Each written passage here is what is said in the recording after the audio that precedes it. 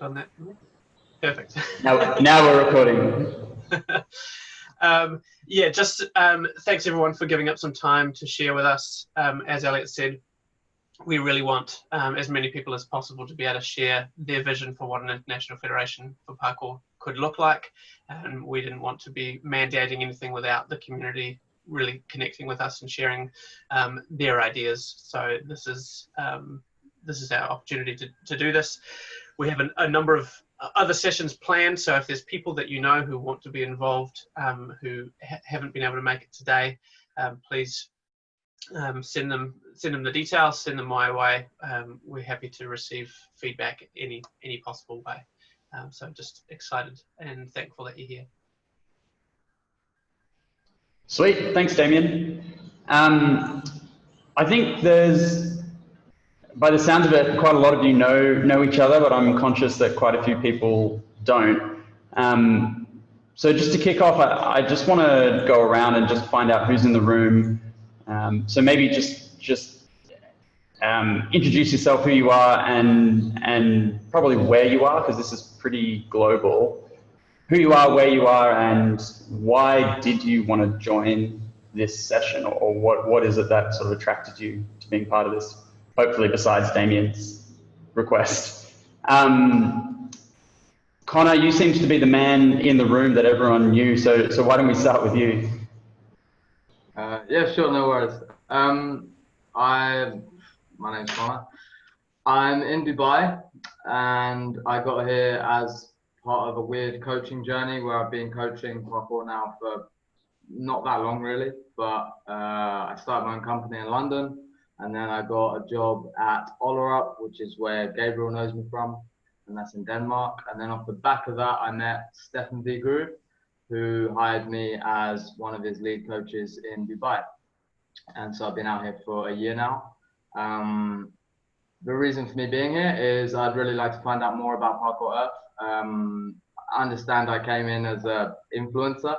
I really don't have that much influence with like members of the public. Maybe I know a few parkour people, but as just an interested observer and figuring out maybe the agenda of Parkour Earth, maybe like mission statements would be useful. Some of the values and things that you guys are running through and how you're trying, what you're trying to do and how you're trying to do it, basically, is why I'm here. Sweet, sounds good. And I know you mentioned you gotta jump off. So if you have any questions that you want the board to get back to you that you don't get to ask, just chuck them in the chat and we'll get back to them. Sure, lovely. Cool, welcome. Gabrielle, do you want to go next?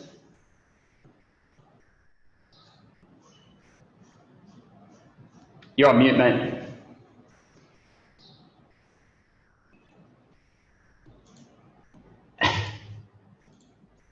You gotta hit the unmute button, bottom left, bro.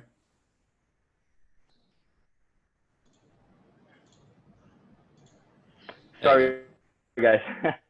I didn't see it. So I'm Gabriel, and I'm from Brazil. I met with Connor in Ollerup 1 year ago, basically, and I'm a practitioner, a parkour practitioner since something like 2013, 2010, 2012. And in here in Brazil, I'm from association, informal association. So because of this, I would like to know more about Parkour Earth and to be engaged on this.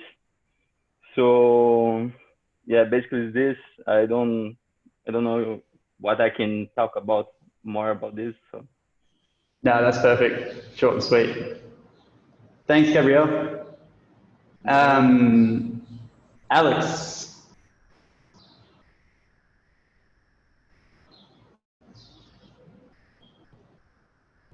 Also on mute. Okay. My name's Alex Pownell. I'm currently the head coach of PKGen UK. I've been practicing for 14 years, teaching for 12. I'm currently in a place called North Havelock in New Zealand. I'm here to try to find the whole in whatever approach is decided upon. I leave most of the sort of foundation creation and pillar making to other people, smarter, better people. But I have a tendency to find unusual problems in any plan and just bring them to light. So maybe I'll find nothing, maybe it's a perfect plan, but I'd like to contribute in that way if I can. Yeah, sweet. Nice. Thanks, Alex. I was going to go to Dan next, but he studiously went into chat before. So Dan, CEO of Parkour UK, welcome. Thanks, man. Who we got next? Chris, do you want to jump in? Or are you still eating? No, I've finished eating. Hi, I'm Nice. Christopher Backer. I'm currently in Morton in the UK, and I'm just here to see what's going on. I don't have anything else to say. I'm just here to listen. Sweet, And I'm no out. worries. I'm going to go Thanks, mute. Chris. Bye. No worries, thanks. Luis, do you want to introduce yourself? Hi, hello. I'm Luis. I've been doing parkour for 14 years. I'm from Brazil, but I live in Portugal since I'm very young. And I think I hate too much online and I talk too much about too many things. So I have to use the opportunities to listen more. So I have more, I don't know, more credibility, maybe. I just want to see what you guys are interested in. I want to be part of this, and I think it's an honor. So thank you, and that's it. Yeah. Nice. Thanks, Luis. Cheers. And in the chat, Kumbi from South Africa introduced himself as well, part of the Parkour South Africa board. And so did Camilla, who's also from Brazil and just keen to find out more. So welcome to both of you. Who's next in line? Ped, do you want to introduce yourself? Hey guys, I don't know if this is wrong. I'm not used to Zoom. I am from Scotland. I've been training 15 years, and I'm just kind of interested in the way Parkour Earth will be heading. I feel there was like qualifications in that in the UK, and then there's now quite a lot of confusion about like how the WFPF qualification and such. So I'm just wanting to see what is addressed about like a global kind of coaching qualification in that. But yeah, nice to meet you guys. Nice one. Thank you. Lisa. Hi, I'm Lisa. I'm from Austria, but I'm currently in New Zealand, and I'm just here to find out what Parkour Earth is about and hear about your ideas and everything. Yeah, that's really it. Nice one. Thank you. Welcome. Michael, you look like you're about to leave, but... Michael, yes. There he is. Hello. Yes. My name is Michael. I'm from Czech Republic. I am a vice chairman from Czech Association of Parkour. Last meeting I missed, so today I'm gonna listen what's happened because I'm the top one who knows everything about Czech Association Parkour, what is done in Czech Republic, and I would like to share our experiences. Cool, Yep. No worries. Thank you, welcome. Welcome. Andrew, do you want to jump in? Yes, how's it going, everybody? I'm Andrew. I am the CEO and founder of MoveMag, and I was invited here by Damien. So I would like to see what you guys have going on and see how we can help in any way possible. Nice one. Thanks, Andrew. Of course. Thanks for having me. Who we got left? We've got Jimmy. Hello, hello. Yeah, my name's Kieran, but I go by Jimmy the Giant. It's confusing. But yeah, I go by Jimmy the Giant as my YouTube channel. I had a team with Connor called Morera Gang, and that's sort of at the beginning of this year. Kind of folded that, and I turned it into like a, I guess, meta parkour analysis documentarian sort of channel. So been doing that sort of stuff, and I guess sort of positioning myself somewhere in the realm of like being part of the community or the culture, I suppose, and trying to like talk to the culture. And I guess that's why I'm here today, is like to sort of see what, I guess, gaps between the organized side of parkour and like the street community of parkour might exist. Because it's sort of a conversation I've had a lot with a lot of athletes. Just see if, there's some way of us kind of help bridge that gap and, talk about things and learn more about what you guys do. So I'm sure you do a lot of things that I'm totally oblivious to. So it'd be nice to learn a bit more. And that's that. Yeah, awesome. Thanks, Kieran. And Scott, do you want to introduce yourself? Yeah, can you hear me? Yep, all good. Right. Hi, my name's Scott. I've been involved in parkour since 2004, and I run a YouTube channel called Ampisound. Beautiful. Thanks, Scott. And I think it's just Parkour Earth folk left. Paul, do you want to introduce yourself? If he's still there. Yeah. There he is. Yeah, no, I'm still here. Sorry, I've been scribbling and scrolling through screens furiously. No worries. Hi, I'm Paul. I'm Paul. I'm from Parkour South Africa. I'm the CEO of that organization. I've been doing parkour since 2007, 2008. Yeah, I'm here. We started Parkour Earth because we wanted to have some representation on a global scale, and Parkour Earth presented the best opportunity to do that. We had our opportunity to look into IPF. We weren't satisfied, and so we talked to our other member federations, and here we are. And I'm excited to meet you guys and to get your ideas, because I've been doing a lot of analyzation on my own side about structural and governance structure. So I'm really, really keen to see how we can fit the influences into the whole cultural and basically this new industry, which is parkour, and see how we can actually work together on a way forward. Thanks, Paul. Thanks. And lastly, I think Jan. Yeah, hi. My name is Janne Laurila, and I'm from Finland. Been doing parkour since 2004, and I currently am the board member in Finnish Parkour Association and Parkour Earth. So that's basically about me, but I would like to use this opportunity to actually listen what other ideas there might exist, because I know what my ideas are, so I would like to hear others. So that's why I'm here. Nice, thanks, Jan. And Damien, I assume everyone knows you, but I don't know that for sure. Do you want to give yourself a bit of an intro and background as well? I'm Dr. Damien Puddle, and I quite like parkour, and so I try and do things to help other people enjoy parkour as well.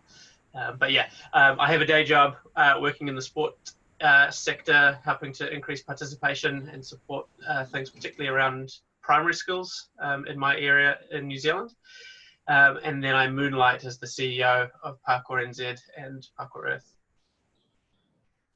Beautiful. Thanks, Damien.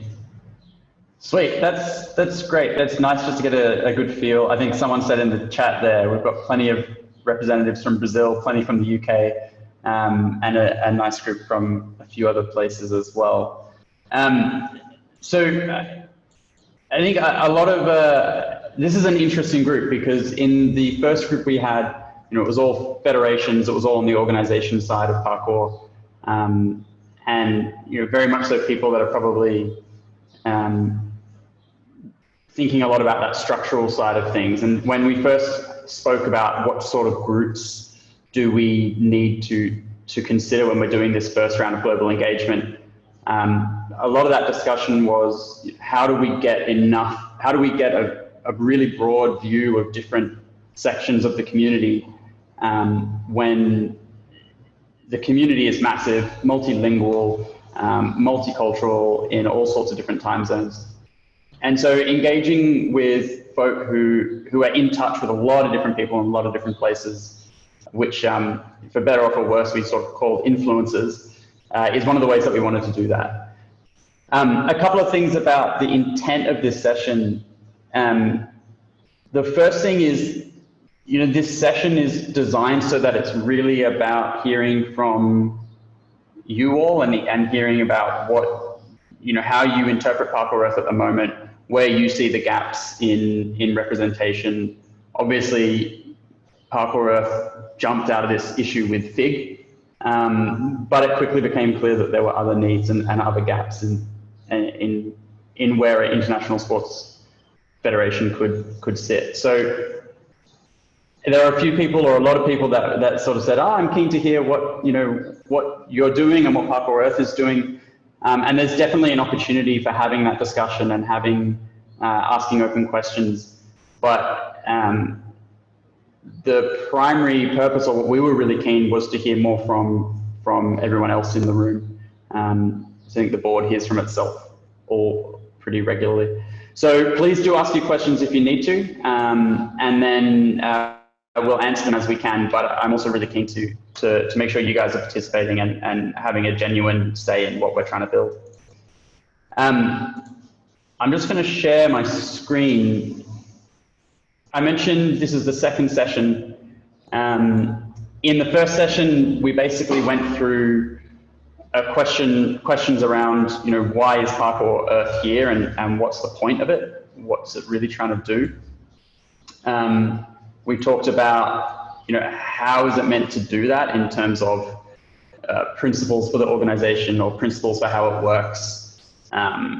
What's the underlying feel of how it's operating.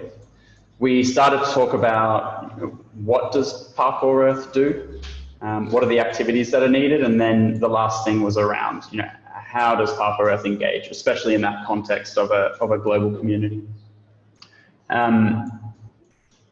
I've cleaned up a lot of the comments from the initial session and just sort of put some summaries in from what came up.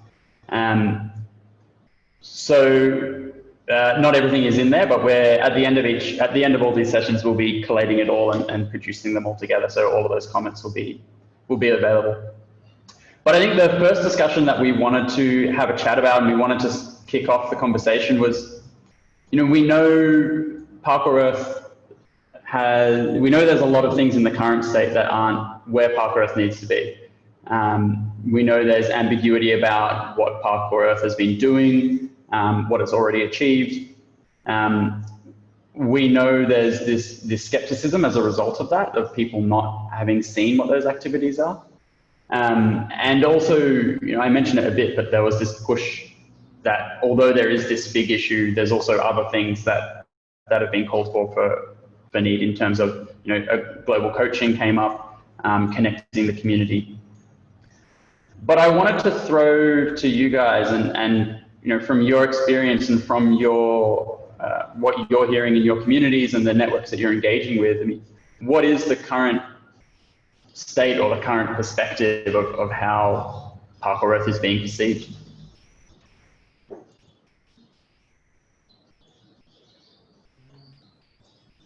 Could I?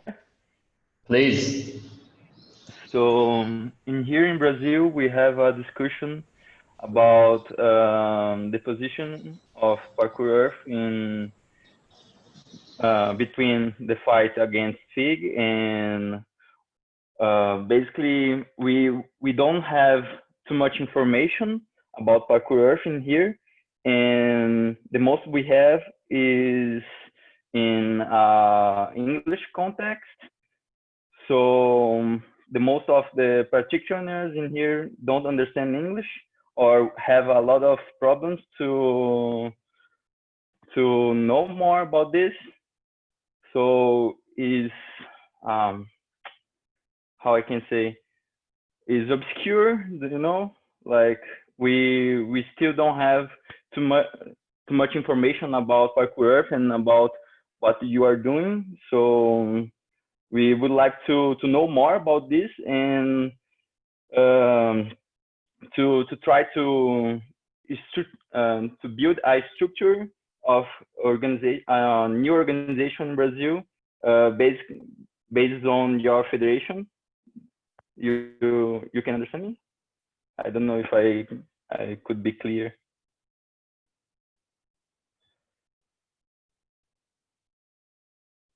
Gabriel, we understand you fine. Good. It's basically like this. Yeah.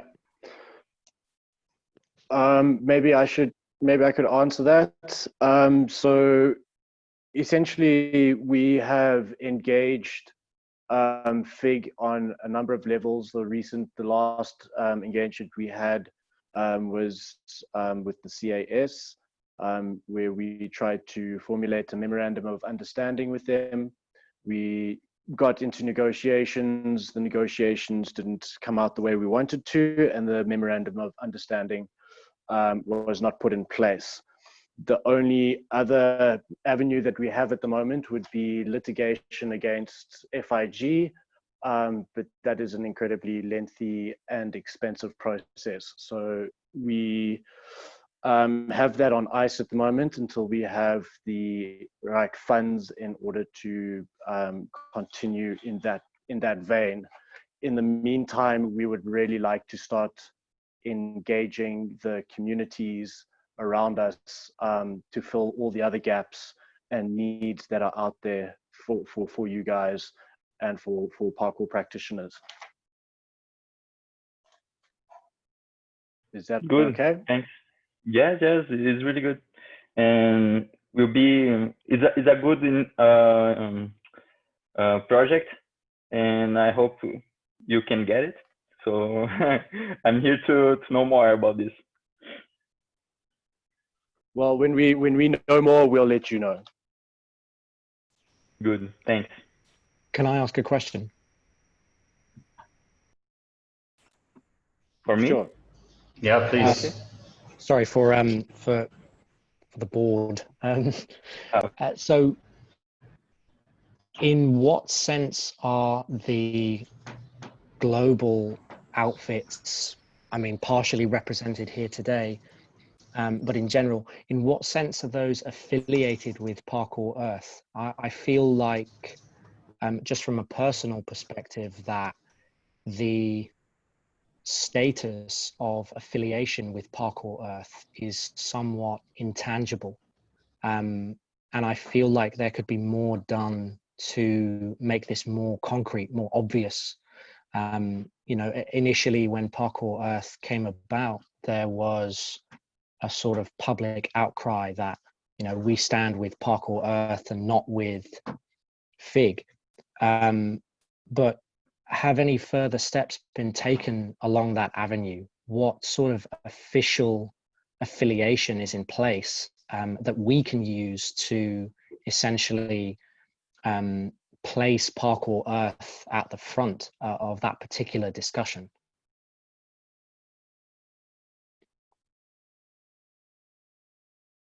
I hope that makes sense. Yeah, thanks, Alex. Sorry, I was just helping my youngest daughter out. So what have the steps been? Yeah, I mean, since formation. Just from my own interest, really, what sort of status is the affiliation with Parkour Earth and its sort of member outfits? How public is that information? How obvious is that information? Everybody seems to be friendly and affiliated with PKE, but you know, it's not plastered all over the websites, and it's not as obvious as it could be, at least from my perspective. And I feel like that would be the first step in sort of, you know, going the long way around, as it were, to combating FIG without going into, you know, classic litigation? So yeah, so Parkour Earth lists its the current member federations, of which there are 9 on our website of parkour.earth, but it actually something similar that was raised by Mark Turok, who's on the board of the US Parkour Association, who recently joined, is that the member federations don't all overtly list their the fact that they've joined Parkour Earth, or have a logo emblazoned on their websites to demonstrate their support. But part of the process is also around who in each of the organisations, Parkour Earth as well as member federations, have set things up in order to, you know, be sharing each other's communications via social media and doing those things. And so that has started to pick up, but it also requires people and resources and time to devote to that. And at this stage, that is kind of a new thing and an extra thing to what people are already having to work with and do at the moment. And certainly, I think with COVID around the world, people have had their work cut out for them in other areas. But since coming into the CEO role, I've really tried to basically improve the engagement and what kind of relationships and interactions we have globally. So it's still an ongoing work, and this is a piece of that puzzle to understand actually how should we be doing that, because we don't want to just tell everyone this is the way it's going to be, because that's what FIG did. So we want. Yeah, I feel like I mean, obviously the sort of the constant engagement and updates of stuff is a step to be implemented in the future. As you say, it requires a lot of time and energy to do something like that. However, just as a first off, in terms of obviously, you know, if litigation is the only other option, then there comes into question, you know, the legitimacy of the whole thing, regardless of the fact that, you know, you have those, you know, members listed. I feel like that is something, just a box that may need to be kept ticked if you are to move forward into other avenues, because the first thing that people are going to ask, in my experience, is, you know, who the fuck are these guys, and why should we be listening to them? It was very clear why we would be listening to you in regards to the fight against FIG. But then if you're going to move into other things and sort of create a larger mission in that way, then I think that small things like that, not necessarily just that, but small things like that adhere to everyone's sort of common standards of legitimacy. In that sense, you know, your members listing their affiliation on their website, it's like, it's such a small thing, but in terms of the larger view of it all, you know, a small hole in the boat can cause problems. So that's just one thing that popped out to me. Perfect, thank you. Hey Alex, can I? Oh, sorry. I was just going to ask, just as a follow-on to that, like,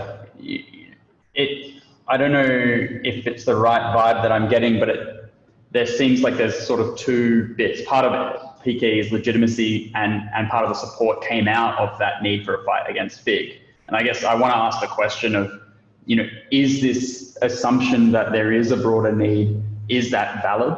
I mean, is that something that the group here thinks is reasonable for PKE to be considering, or should it sort of just stay in its box as you may? I think it's a perfectly acceptable thing for PKE to move into. I think it's very clever that you do, and altogether necessary. I'm merely attempting to predict the most sort of unforeseen and just stupid hurdle that you're going to bump into. not because I know, more about governing organizations, but just because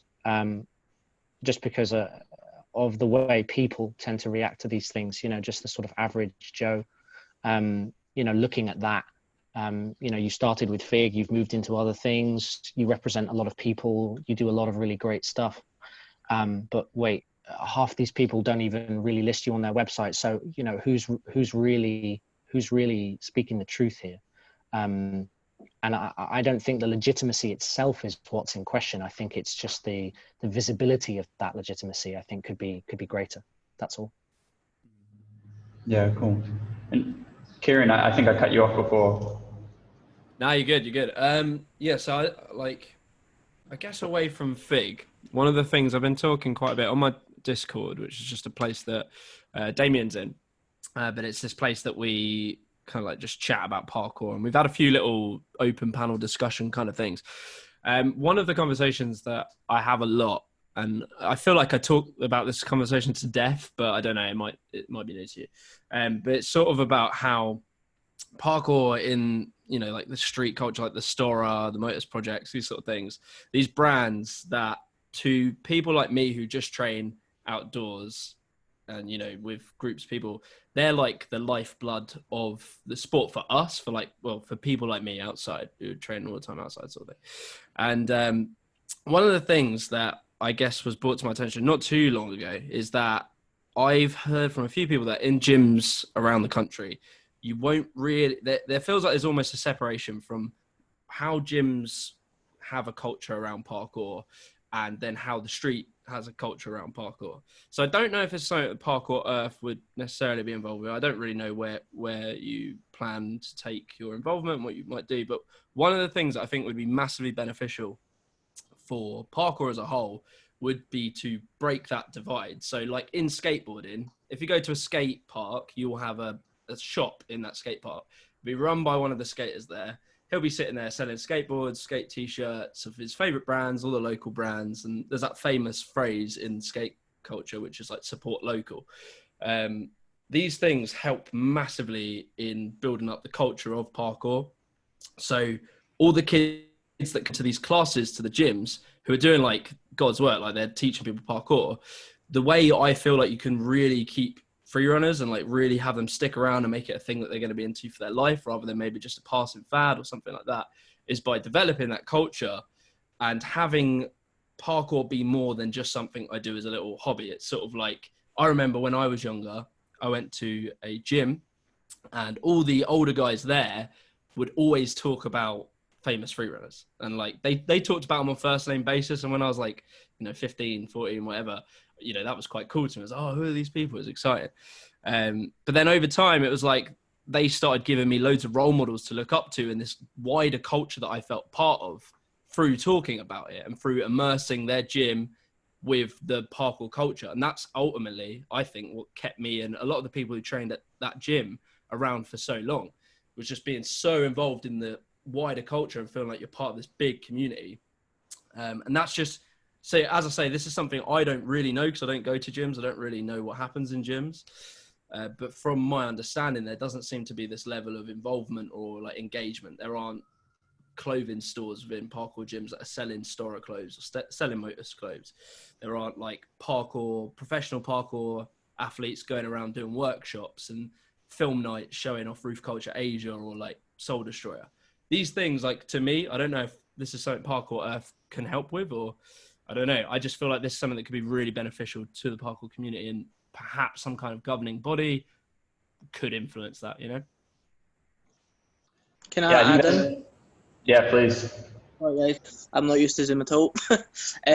So one example I would say is Airwhip in Sweden. They sell stuff from Tempest. They've got all the trophies and stuff on display if you've ever been there. And that's one of the gyms I have been to, that the culture is really shown through. They're not just doing it as a kind of as a hobby.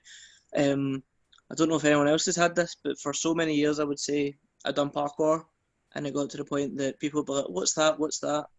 I started calling myself a free runner, and what's happened is with some of the gym people or the parents of the kids that go, I had someone ask me, "Oh, what's that you're doing?" I went free running, and they turned around to me and said, "Oh no, I think it's called parkour you're doing, is it not?" And I was like, well, "I'm calling it free running," and pretty much the gist of what I'm trying to say, because I'm blabbing, is that a lot of the perceived kind of TV culture is also people think we jump off roofs all the time, but none of the fundamentals and the kind of the goals of parkour and free running is carried on in vision, if that makes sense. Yeah, no, I get what you mean. I think definitely like in the early viral days of parkour, yeah, you know, like when parkour videos really started popping off, there was definitely a moment where everything was roof gaps and everything was big, crazy stuff. But I think if you watch, say, like Stora now or even Soul Destroyer, you won't really see that many roof gaps. A lot of people are moving away from that. And similar to how skateboarding used to be massive stair sets and, you know, big stuff that was risky, people are now getting into the more technical side. And of course, you're always going to have this like element of risk, like it is an extreme sport. But I think in content nowadays, I don't think there's as much of a push to like extreme content, especially with you like YouTube kind of clamping down and demonetizing a lot of very risky and scary stuff. It has influenced the way that people make content, and so a lot of clips and a lot of YouTube videos are just family friendly. Like honestly, if you watch Stora, I don't think you could say that's not family friendly. I mean, some things maybe, but generally not so much. I'm not sure I would agree with you there, Kieran, but not from the perspective of a parkour practitioner. Everything you say is definitely true from the perspective of someone who's been immersed in the culture for that entire time. The difference in content from 10 years ago to now is massive. But from the perspective of someone who's never seen parkour before, the stuff that you see now is every bit as extravagant, dangerous, high speed, adrenaline fueled, blah blah blah, as before. And I mean, I think it's important to keep in mind that people seeing that for the first time have an incredibly low threshold for what they consider to be dangerous and exciting. Somebody I wonder playing on a rail. No. Yeah. I was just going to offer an example. Somebody balancing on a rail to a lot of people is still, death defying. Yeah, no, that makes sense. And I think skateboarding probably had that same feeling for a long time. However, they kind of managed to overcome it. I'm not certain how. Like my knowledge of skateboarding is pretty strong, but I don't know at what point did parents start. Because I when I was younger, I went to skate classes, and my parents were cool with that. Whereas when I got into parkour, they were nervous because how they saw it in the media was as daredevilish. However, skateboarding kind of changed that image over time, and yeah, I just wonder, how do we do that? Because at the end of the day, parkour is going to be dangerous. There will always be some element of danger, and to totally hide that would be like saying that football or rugby isn't dangerous. Like sports are inherently dangerous, but it's just, well, most of them. But it's just sort of, how do you make it so that these parents aren't put off from bringing kids along, because you can't kind of lie to them. You can't say that parkour has no danger to it. Of course. To answer the questions sort of popping up on the post-its, and to sort of maybe attempt to answer what you just said, is I think saturation is the word. Just a saturation of our culture into the public's minds. Obviously, we all understand, or at least we pretend to understand what parkour really teaches and what its true values are. Obviously, we even have different opinions on what those are, but there is some level of agreement. This meeting an example of that, and skateboarding has over time saturated the public with an understanding of how meaningful and how wholesome skateboarding really is. And as those practitioners turn into parents, and as that knowledge is spread without any, without too much opposition, then people sort of, the tide turns. And is what's that got to do with Parkour Earth? And I would say that the level of saturation and the success of that saturation is largely due to coaching. And how good are the coaches? How good are people at introducing parkour culture to the public? And who qualifies these coaches? What qualifications are recognized? And that would probably be where Parkour Earth would come in, as I'm sure they've already decided. Yeah, that was one of my wonders, was how much does a body have influence over something like that? Because that is ultimately my perfect vision of what parkour could look like, would be similar to skateboarding, where just that was in the culture, that a skate park would have a skate shop that was very entrenched and playing in the culture and playing like skate videos on their TVs like they do, just similar for parkour. And I just wonder if that's, I don't know, maybe it isn't the role of a governing body, but I just wonder how you achieve that, and maybe Parkour Earth may be able to help with that. I think it all comes down to the infrastructure that that an organization like ours would kind of lay down. So incorporating the media into what we do, because spectacle is a ginormous part of what parkour is. Even in the street or in the gym, it's an amazing thing to see someone flipping over and twisting 3 times in the air. So there's always that idea of spectacle, and along with that comes this idea of filming and media. So I think in terms of that, it would be the major stakeholders in the industry understanding their role and basically subscribing to the fundamental principles that underpin that role, which reflect back onto the principles which underpin our training, and the practice that we're in. So my question to you guys would be, how do you see us as a governing body or as PKE able to provide something like that? Would that be possible? Sorry, go mate. Cheers, Pat. Yeah, I'd like to chime in. I'm actually related back to skateboarding a little bit, because it's sort of what we're talking about. I think saturation is a really good idea or concept insofar as skateboarding, but there were definitely milestones in that saturation. I think competition is one of the biggest when we're talking about spectacle and people being influenced by a sport, being inspired by a sport to start the sport, to continue doing it, to be invested in the culture. That level of spectacle really comes into a league of its own when it comes to competition. Now, obviously, through various hurdles, the parkour community has been one way or the other with competition since the beginning. But I'd say we're reaching a point now with many skill comps, especially in the US, and even you mentioned Air Whip. Air Whip have held some really good competitions. Jump Free Run in the Netherlands.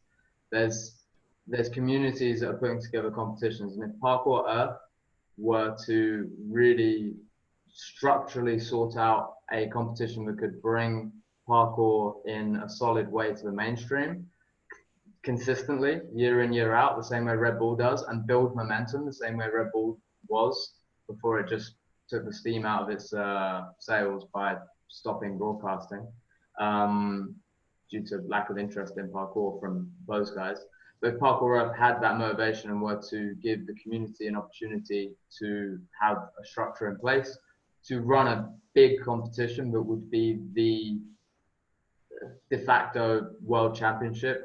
I don't like the terminology because of Barclays, but yeah, to have some form of X Games, basically, to form a Parkour X Games. The Parkour X Games needs to happen.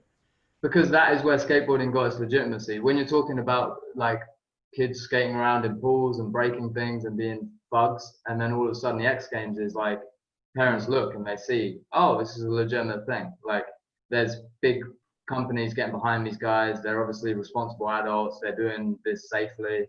There's a safe culture involved with these guys that are obviously athletes rather than street rats. And to change the mindset for parkour, I mean, I think we're a long way there. Parkour is definitely saturated a lot more into mainstream culture now, maybe thanks to The Office. But it's starting to saturate. But I think, yeah, Parkour Earth could facilitate a large-scale competition that would, or multiple national level competitions around the world that had the Parkour Earth sort of stamp of approval, as you said, Alex, with the affiliation. I think that would really help to legitimize the sport into the mainstream and get a whole new following, and also solidify the culture as it is. I have a question about competition, actually. As I understand it, some people don't know, I used to work for WFPF like 6 years ago, and they now have their own federation, the IPF. So I've kind of gone through this whole rigmarole before, and I think a lot of parkour people don't understand, not through any fault of their own, that the main intention of an organization like FIG or Parkour Earth or IPF or FIAD or whoever it is, and there's 100 different people trying to do the same thing, is basically you control the sport at a very, very top level. So you might set out some standards that Parkour UK then have to follow, and then Parkour UK implement those standards down on a national level. But from what I understand, the main thing that by becoming at the top level organization like Parkour Earth or FIG is that you write the standards for Olympics and for competitions and general safety and stuff like that. Is that correct, is my first question? Because obviously there's no point us going into the micro level stuff about, you know, stuff in parkour gyms if Parkour Earth can't actually do anything in parkour gyms, because that falls to the national federations and not the global ones. So I'm just trying to understand what is actually the point of Parkour Earth, and how does the conversation we're having now get to a relevant of where do we actually give you input that's going to help you, as opposed to general stuff that might actually be something Parkour Earth can't affect. Thanks, May Scott. I react? I was I liked what you that point there around large scale, macro versus micro scale stuff. And I suppose at the first layer, in terms of the interest in us collecting this information, is trying to understand what does a community growing up doing a contemporary activity that sees all the positive and negative things within a more established traditional sporting culture see within these other international federations and organizations, and think, actually, that could be done differently just because of the bad or the good ways they see currently existing. But also, if there's anything unique or specific about parkour and its culture and community that the organization should represent. So we're in a position where we're really interested to challenge that status quo, and whether Parkour Earth beyond parkour can actually be a platform of showing other sports organizations that actually how we do things could be very, very different. Why does it have to be this way? Why can't it be a different way? And so we, in this case, have, although we heard from federation representatives and continue to want to do that and have federation members, we did want to leapfrog that and go directly to grassroots practitioners to understand their opinion and their interaction, or interest in having an interaction and connection with a global federation. In terms of actual impact on some of these things that are perhaps more micro level, certainly there is an impact that conversations, development of policy recommendations for the national federations on how they support the diversity of practice within their country, how they are interacting with industry and gyms and things like that. So if there isn't an appetite, or it is perhaps too difficult to directly impact some of the more micro level issues that are being discussed, then there is one of a high level role of advocacy and guidelines and recommendations and things that could be adopted. May I? Please. So I would like to ask you, so do I understand correctly that Parkour Earth will start to negotiate with the National Olympic Committee or not? Because we have the groups or clubs who would like to join us in Czech Republic, but they are asking if we are thinking about to take the Olympic sport like a parkour from FIC to our hands. So do you think about to have in the future parkour under the parkour earth like Olympic sports or not?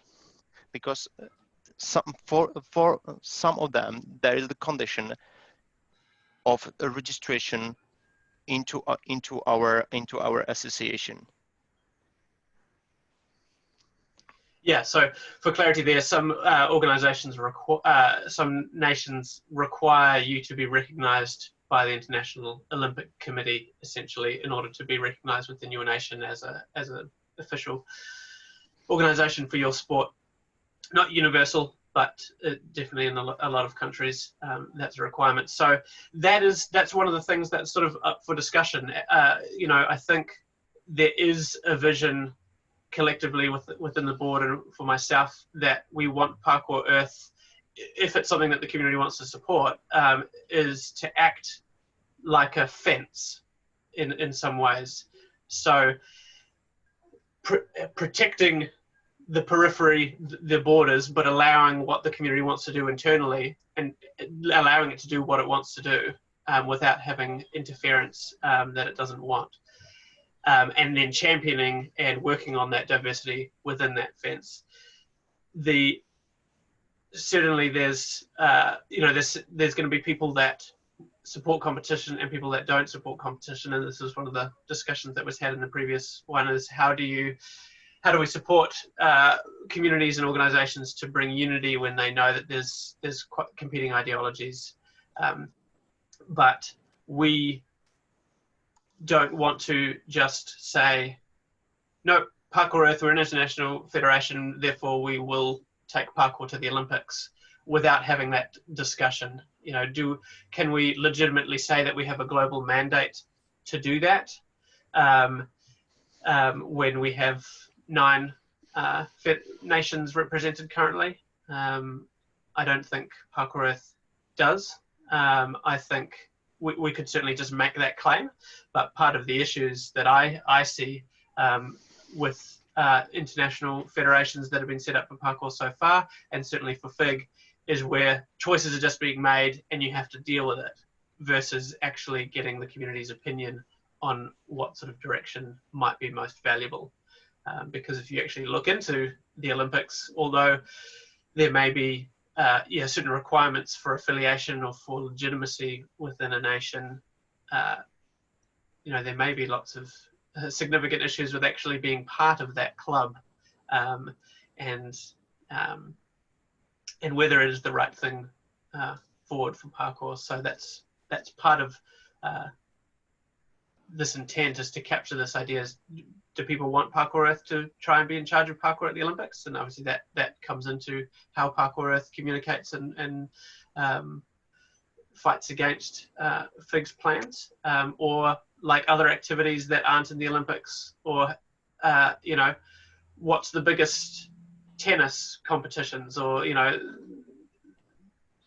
the biggest thing in baseball is the World Series in the USA. It's not in the Olympics, or even though baseball and softball are planned to be in Tokyo. So some of the things that Connor was talking about, are there things that are actually more important to the community than the Olympics?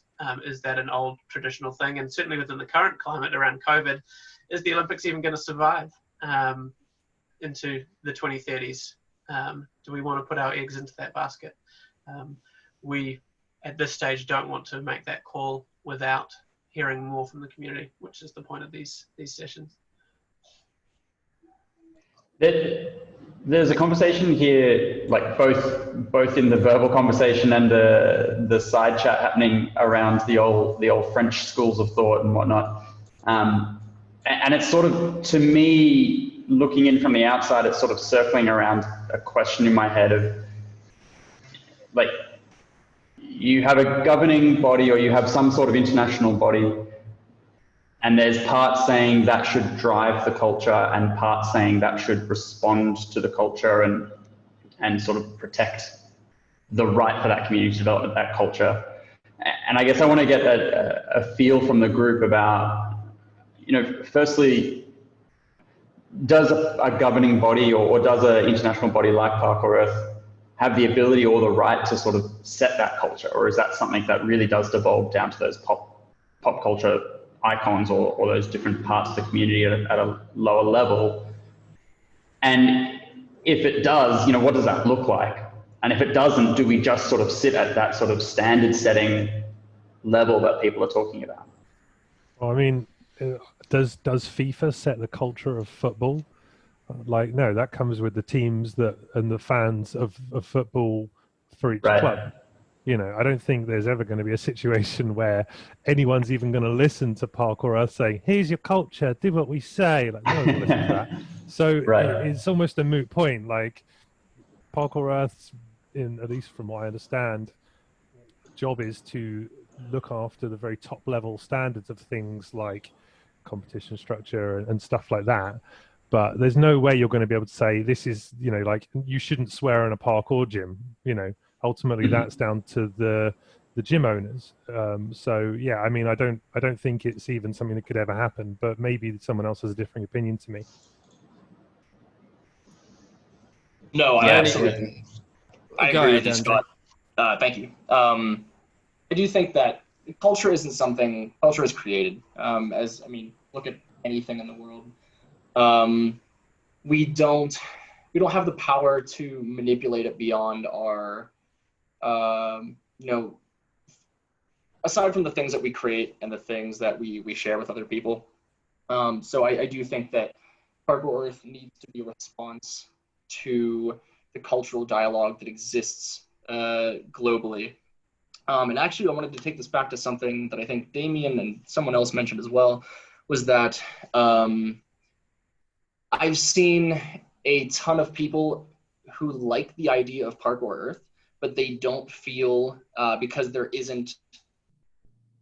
there isn't the potential in their current situation for there to be a federating body in their locality, or or they just don't feel like they have any way to partake. I think there needs to be a way, even beyond this, although I think this is a absolutely beautiful first step. How do you involve the broader global community in like the current structural format? I don't know if there is some form of like an open community platform for global input that goes beyond just, the influencers or people that are kind of like leading the charge in certain initiatives, but to gather a lot more of like individually what creates these local kind of cultures.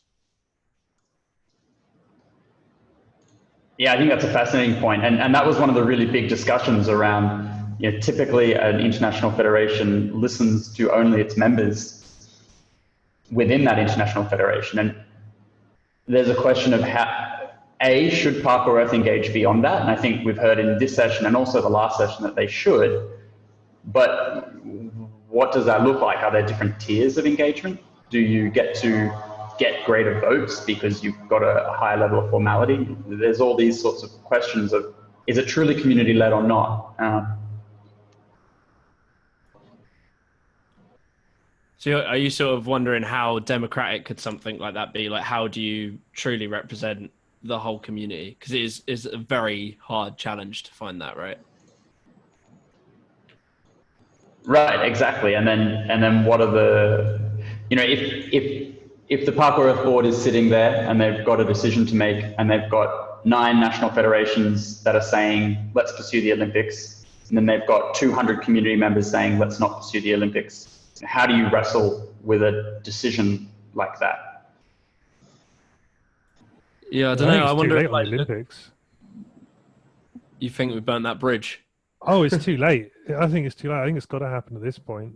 Whichever, it's the case of format is anything now. I think, to be honest, like, I wouldn't be surprised if it's even too late for Parkour Earth at this point, because Fig have poured hundreds of thousands of pounds into getting into the Olympics. They're already in these new upcoming sports things, and they've already done, I don't know, whatever it is, 10 events or something. And ultimately, as I understand, when you're going into these Olympic things, they're going to look at your track record and say, how many countries have you got represented? And it's the more countries, you need like 60 or something to get into the top level organization. So I think the Olympics has to happen no matter what, simply because if it doesn't happen with Parkour Earth, the Olympics committee is just going to go to someone else because they need to get eyeballs. So, some of these decisions, you can't even choose to say we want to do Olympics or we don't want to do Olympics, because if Parkour Earth says no, well, the Olympics will just go to one of the other 4 federations and find someone that will say yes. Yeah, one of the things, I was chatting with Robbie from WFPF, and he was sort of saying how skateboarding had a very similar internal dispute. I think this is just what you were talking about, how democratic it can be.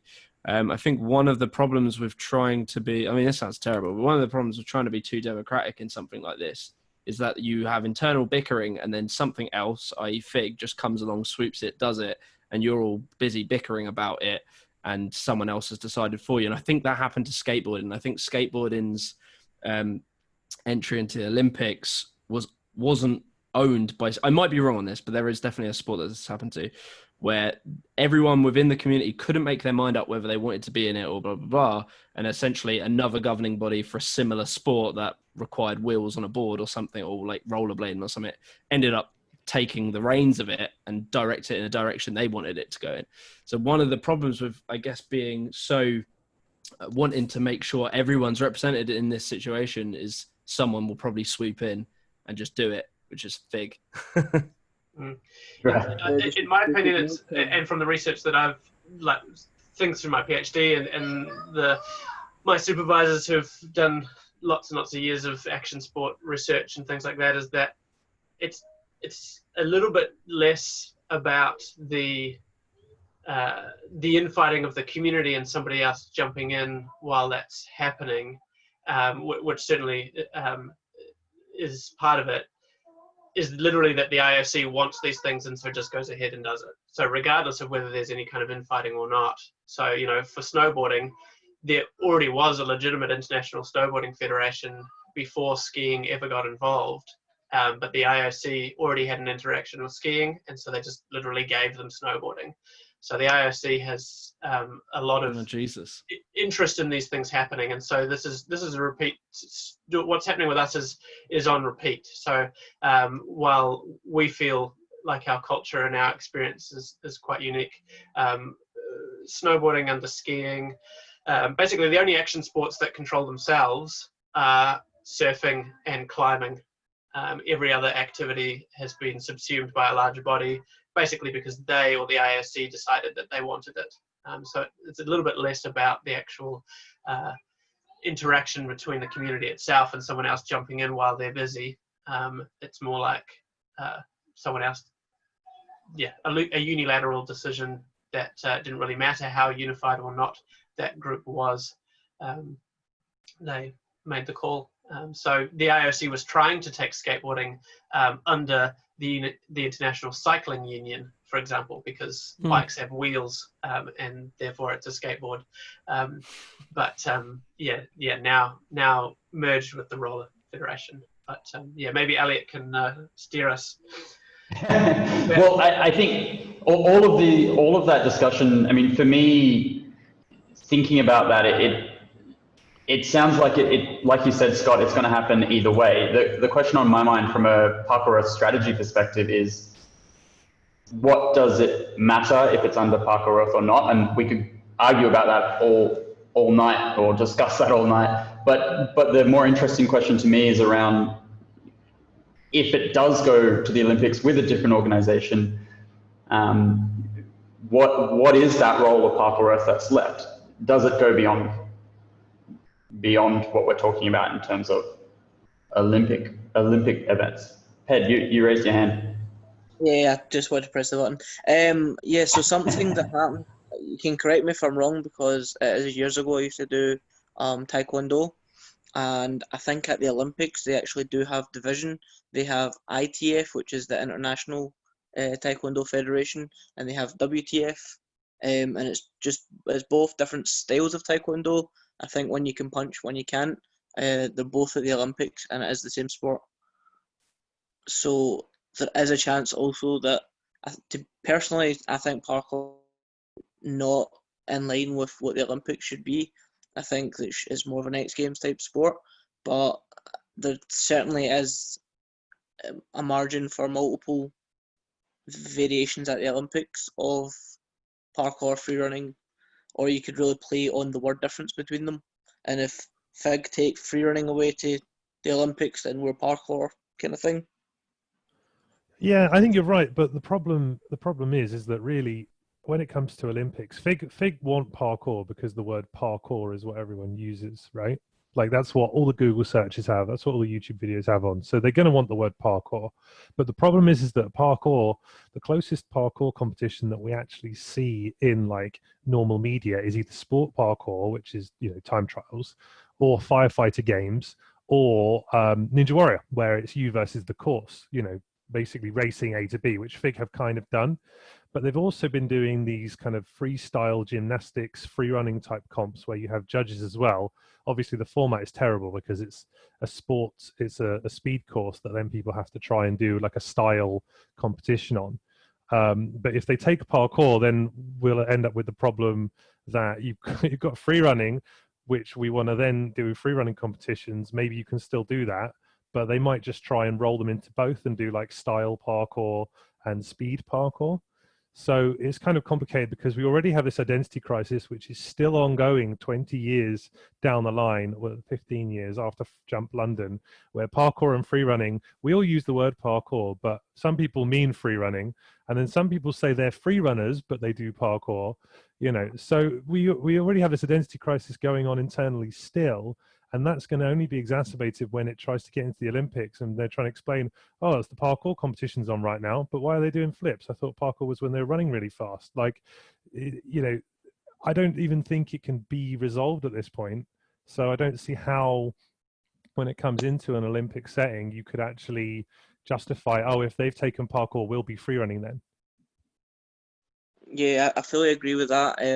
One thing I do have to add is the narrative media has. I know you said about Ninja Warrior. I done Ninja Warrior, I think it was the UK 2015 one, and their entire narrative about me being a free runner was that I wanted to beat Tim Sheaf, and my whole agenda and life goal was to be better than Tim Sheaf at Ninja Warrior. And it's also, is that not why we all do parkour? yeah, but I try, man, you can't beat him. He's also, Scott, love the videos, keep them up. But yeah, so it's how the media kind of wields, like a lot of the interviews and stuff I'd done, they had shaped them to make me seem one way when I'd actually showed up and just wanted to try the course to be against the course. And I feel like if FIG has the wrong narrative as well, it could completely ruin the view of the sport as well if they've not got the right people in the right places. So I think that is another reason that Parkour F seems to actually have an idea of what parkour is.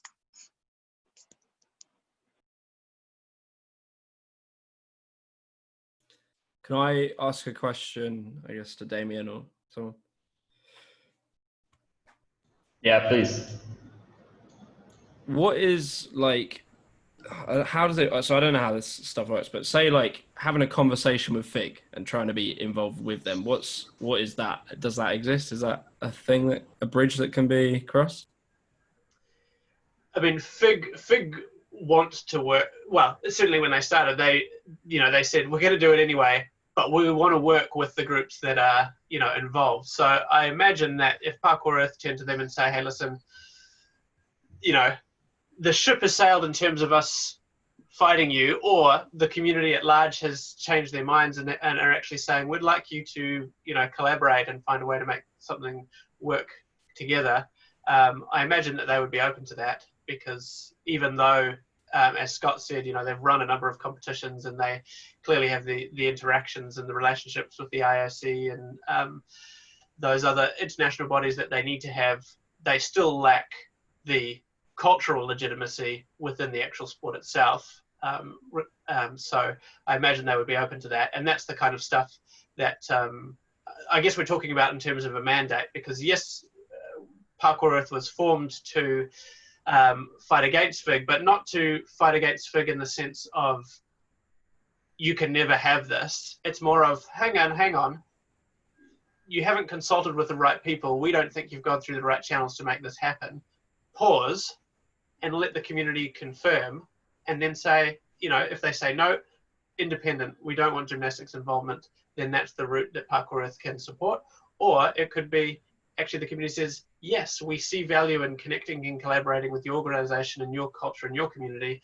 How do we do that? So Parkour is a platform to be steered by the community at large, with no, at this stage, no core agenda besides wanting to make sure that the community gets to make its own decision.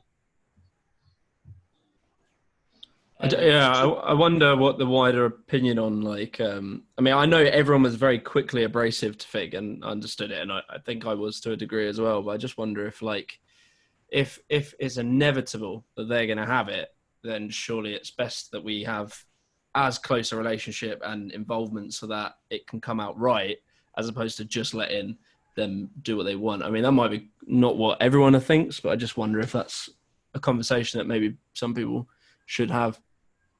Well, clearly they want to do whatever they want anyway. Like, they had athlete representatives from the first games, and they had a commission. I think they had 6 or 7 athletes, and then they got rid of all of them, and now they just have one athlete, which is the lady from Colombia. I can't even remember her name. Argentina. Argentina. So yeah, the Argentinian lady. I've Okay. heard that she's she's quite good at her job, but I don't necessarily think that one Argentinian lady is a fair and equal representative of a global parkour community as complicated as that we know that it is.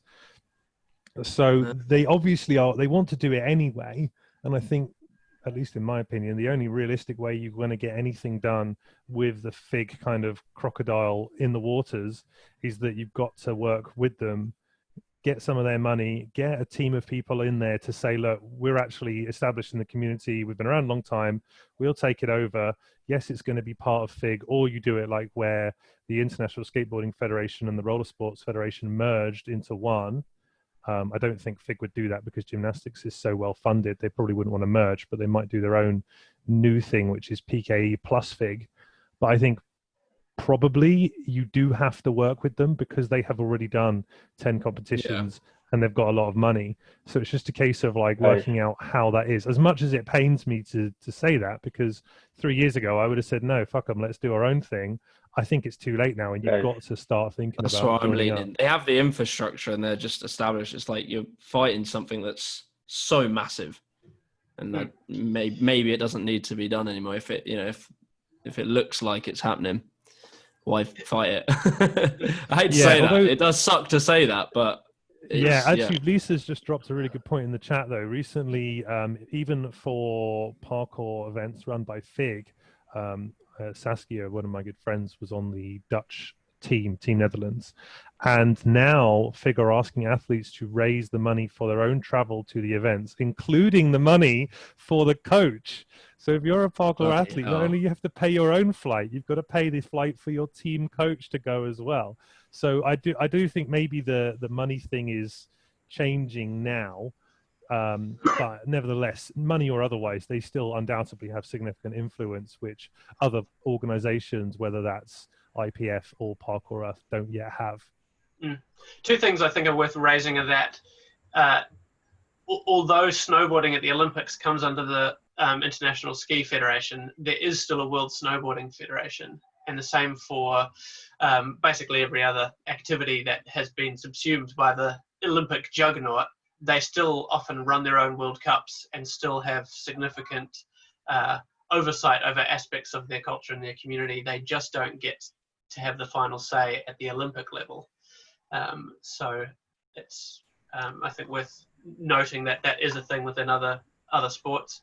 And then in terms of the financial discussion, I mean, I think they always wanted to make it easy and palatable to start with, and so of course they threw money at it and paid people and put them up in hotels and paid for their food and all that kind of stuff, because with the immediate controversy, well, that's the easiest way, is to pay for everyone. to come in and make it a showcase rather than a real actual competition.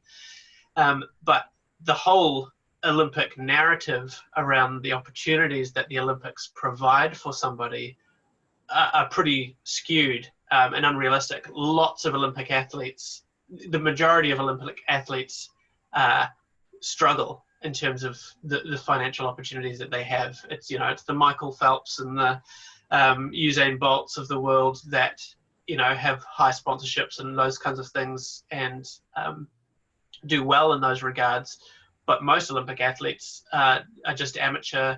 Well, they might be considered professional now, but they're just people struggling to get by. So some people's narrative of, oh, we definitely want the Olympics and want to support parkour in the Olympics because of an industry and career pathway.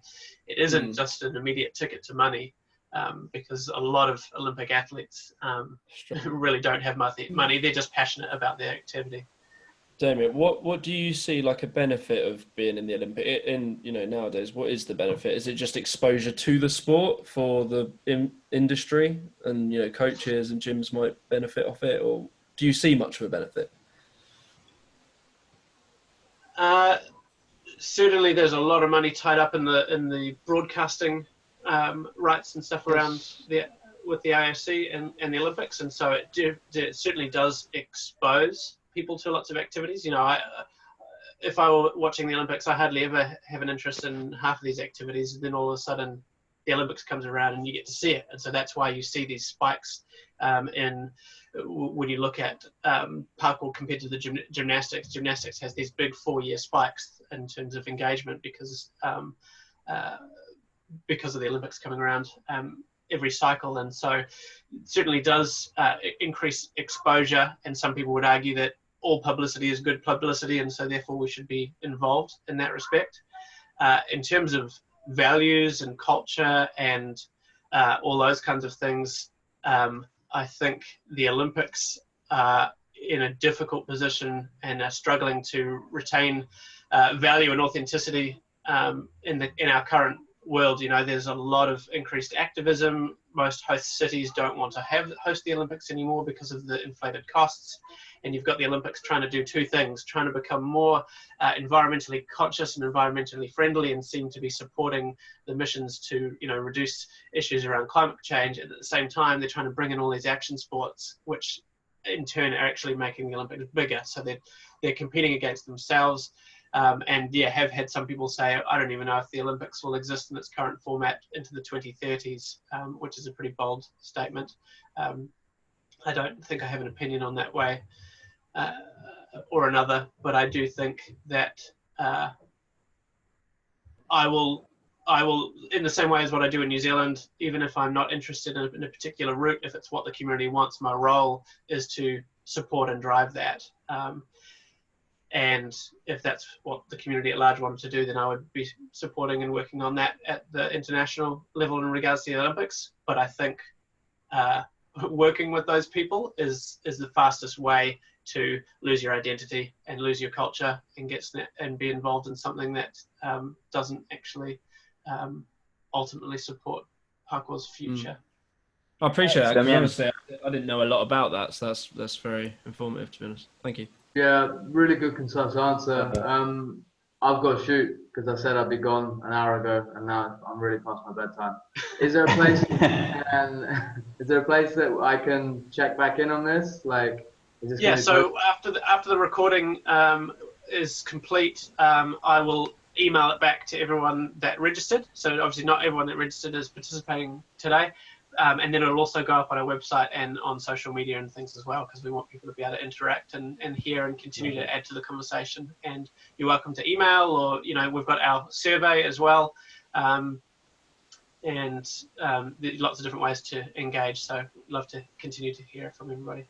Sure. Well, great. Thanks, Damien. Thanks, Elliot, for hosting, and also got Jan and Paul as well. Thanks. Nice to meet you guys. I'll see you around, I'm sure. See you. Thanks. Thanks. Thanks, No worries. Thanks, Connor. Thanks, Connor. We've got about 30 minutes left, and I think we've spent most of it talking about the Olympics, which is which is good because there's a lot of juicy stuff in there. But I also wanted to just explore some other topics and see if there's other spaces beyond the Olympics that we wanted to dive into. Can I just quickly say one more thing? Yeah, sure. Sorry. So what Go I for know it. from Austria, because they've got a national parkour federation, and they were trying to cooperate with the National Gymnastics Federation. And what I got from that was that they didn't want to cooperate. They wanted to govern parkour. So it just didn't lead anywhere because they couldn't just talk like on eye level. So I don't know if that's what FIG wants, and I don't know if that's what it would lead to if you were trying to talk to FIG, but that's just what happened in Austria. Mm. Yeah, and I think I've heard similar stories. You know, when I was involved in Australian National Association, you know, we reached out and they basically just blanked us. I think from New Zealand there were some similar stories as well, if I'm remembering correctly. Yeah, same thing that's happening in South Africa. So we approached them. It took me 2 years to get an answer out of them. And then once we finally had a meeting with them, they're still going around saying that we don't want to do anything with them when we've actually explicitly said, and in many letters and emails saying, how do we work with you?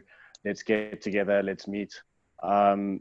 It's not a particularly comfortable position to be in. Yeah. Ed, you had your hand up. Did you want to add something in there? Yeah, right. So stick with me on this. So what is Parkour Earth's feelings about working like with Red Bull? My reason for that is, see, for instance, I know Project Underground have teamed up to do the winner gets tickets to NAPC, and then the winner of NAPC has tickets to Red Bull Art of Motion, is what they done last year, I think. And I know Airwhip are planning on collaborating the same way, I think. I might be wrong. So it would appear that Red Bull have already kind of rooted out into the community. Would Parkour Earth be willing to maybe try to work with them in a different direction away from Art of Motion? Yeah, I think when you started speaking about that, I wanted to swap to this section of the whiteboard here, because one of the discussions we had in the first session was there's probably a bunch of things that come into how Parkour Earth operates that aren't, you know, in terms of having a stance, maybe aren't really the prerogative of Parkour Earth. And then there are other things that, you know, it probably should be pretty, you know, tight about, that should have standards for and should not want to diverge. And I think the Red Bull conversation, when I was in the community in the early days, was one of these philosophical conversations. Oh, is it okay? Is it ethical? Blah, blah, blah, blah, blah. So I guess I'm keen to have that discussion sort of framed around this sort of spectrum of what does Parkour Earth have a strong, or should try and have a strong voice, and what shouldn't they? Yeah, I think the way it's going, as you said as well on the previous subject with like the Olympics and that, I think it's going to happen some way. It's maybe just best that we back the best option, if that makes sense. And is that in terms of sponsorship and sort of financial backing for the sport? I think in a variety of ways. I know obviously Red Bull, for instance, they have like Formula One teams, so there could maybe be a way that Red Bull would back projects to encourage parkour worldwide. Obviously, I can't speak for them. I don't know, but they could look at it that way, or just any opportunity media-wise, as they have quite a large media base compared to FIG, who their only audience is like themselves. Red Bull has a global audience. There's influencers on YouTube and such. They have a younger audience. So I think like if you were to amalgamate kind of a few of these options, then you would be able to create more reach. And then if you were to obviously make some media or something with like Defo's Kieran probably would be the best one to make a parkour culture history documentary or something, and swing something like that out. It could definitely get a bit more traction for the community. Yeah, I've been considering doing something on competition. I mean, like one of the most requested videos I do is about Fig, and I haven't done it yet. So I just don't know enough about it, and I know it's so contentious. I want to talk about. But yeah, like doing something on competitions is definitely something I want to do. Ped. Yeah, man. I think your videos are coming along really well. I don't know if doing a video on Fig would be a good choice if you're opposed to them because you're just drawing more attention to them. Yeah, I wondered like more the angle of doing just on competitions and like as you say, Red Bull and things like that, and talking about the role of it. And it'd be quite interesting what you were saying about IPF being involved with Red Bull, like maybe more in a sponsor or like, because I suppose at the end of the day they're a private business, so I don't know if you'd directly be them, but you would like be in partnership with or something like that. I think that's quite an interesting idea what you proposed. Yeah, I need to send you a video. There's one on YouTube called "It's How Red Bull Make Their Millions," and it goes into the way that they marketed. And what they done was they used student, what do you call it? Student people that they would like hire students to rep Red Bull in each college and university, and they were getting the same message across the board everywhere because everyone had the same definition to go out with. If that makes sense. Yeah, Red Bull are absolutely kings at that sort of marketing. I'm curious to ask. We had coaching came up in some of the really early discussion we had, and we've got a lot of coaches on the call at the moment. Where does coaching and the setting of coaching standards sit in the Parkour Earth remit?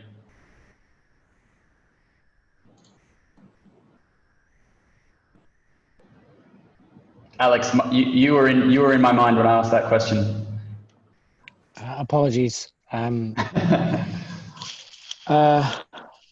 So, I mean, in terms of its, implementation and management, that's obviously a joint effort between national and international organizations. That much goes without saying, I think. In terms of, looking at all of the sort of small problems with the community, I think something that Scott was sort of trying to say earlier was that Parkour Earth shouldn't try to engage on the smallest levels because there are other intermediaries that should be involved in that process, and that's definitely true. But obviously the value of understanding those small problems and then using those to essentially reverse engineer the sort of larger sweeping moves that are played on the board must not be underestimated. And so if you are to look at, what the public thinks, who sees Parkour Earth as a legitimate organization, obviously you're not going to tell everybody what the culture of parkour is, but to have a consensus of agreement that says, we trust you to kind of make a decision based on everything that we've said. That's very important, and one of those things will come from the coaching of the sport. Essentially, that's where the real engagement is going to be. You'll get the Olympic spikes of television exposure. You get the occasional documentary, but aside from just playing Jump London and Jump Britain over and over and over again and hoping that they appeal to the same people in futility, your best exposure of parkour, or say the most realistic exposure to parkour, is going to be through people.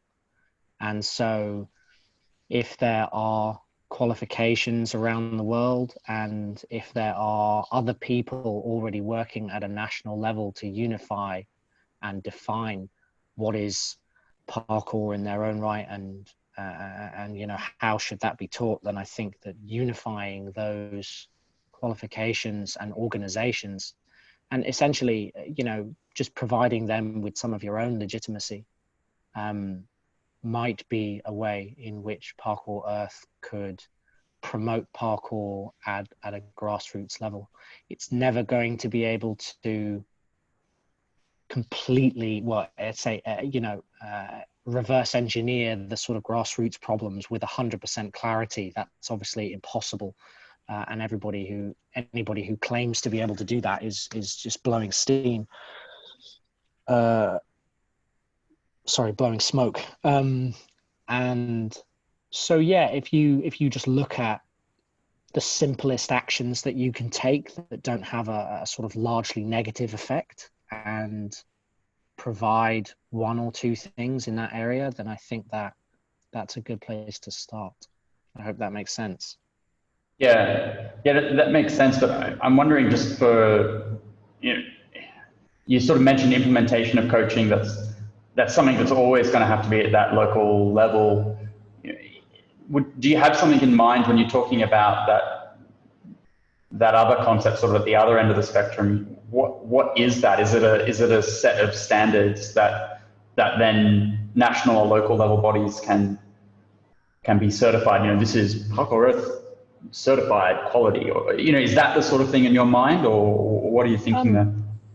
I mean, in reality, it'll mean much more. In reality, I think what you're looking for is a level of mutual understanding and agreement. But on the face of it, and certainly from the public aspect, it would look like a stamp, I'm sure. But a stamp on someone's website may be a very small thing, but behind that comes a huge amount of discussion and interaction. I think it mustn't be overcomplicated. Everybody, or at least in my experience, people have a tendency to look at complex issues and then try to tackle them in complex ways, and that's not really a great idea in my experience. You must break it down into a series of simple problems and then approach each one simply. The whole Occam's razor thing. And so looking at the problem in that, does everybody overtly agree that flips belong in parkour, right? I hope so. I hope they do. But have we even discussed this? Have we gotten so bogged down in all of the detail that nobody just went and spoke to everybody and said, right, okay, look, listen here, it's a bit basic, but we've drafted a set of standards that we think a coaching qualification should adhere to. Can everybody just agree to this, and is everybody happy to sign off on this? And obviously that can lead to a lot of other discussion, and these things are never as simple as I might make them out to be, but it doesn't have to be a complex set of standards. You're not necessarily dealing with that complexity. That complexity is for the layers to provide, the national levels, the grassroots levels, the organizations, the gyms, etc. You let them worry about the minutiae. You've got to keep things as basic as possible at your level, because you want to have such a broad reach, a global reach. So yeah, I don't think you should be telling people, whether it's okay to swear inside of a gym, but at the same time, I feel like it would be a very simple and possibly merely a symbolic step for you to get some level of basic formal agreement in that respect, whether it be for coaching standards or safety standards or anything really. You just try to find out which things the community agrees upon largely and just get those out there, and then all of the things they disagree upon you can shuffle to the side and let them bicker in the side chat. I love that. That simplifies my spectrum a lot, because then I can just say over here what people agree on what we tightly hold, and what people don't agree on this side. But I think that there is a beauty in that simplicity of saying there's a bunch of arguments that are not resolved, and it's not Parkour Earth's role to resolve them, but they will be resolved eventually, potentially, and there's a role in sort of canonizing that, I suppose, and making sure it's not lost. Yeah, I think that. Or have I skewed it? No, not at all. It's just there's lots of different ways of saying the same thing. Is your role to be, the sort of community the community voice, you know, and never have an input of your own? Or is your role to simply, you know, tell people what to do? And the answer, like anything, is never one thing, you know. It's always going to be both. Humans exist in a state of in a state of hypocrisy, you know, most of the time. And so to have the ability of both types of leader, or you know, or of both types of leadership is very important for an organization that wants to actually represent, you know, parkour. You have to be able to listen to the community. You have to be able to tell everybody that they're idiots and that this is clearly what needs to be done. You know, it's a bit of both. Obviously, you know, the problem is that you have to use your own judgment to do that. But hopefully, you know, you guys aren't total assholes and won't do a terrible job of it. Debatable. always debatable. I think you're right though. It's like keeping your ears super close and having things like this where you're, you know, you were saying the other day you were talking to people who are sort of in governing bodies, etc. But then today you're talking to people who, like myself, just do YouTube videos sort of thing. So like just being really, having your ear to the floor is going to definitely keep you, you know, just accurately representing the community. So I suppose, you know, if I think about that and play it out in my head, at some point, any organization has to do something. We can sort of listen to these discussions or make sure these discussions happen, but what's the point of it all? What's the output or the value that's produced from doing that?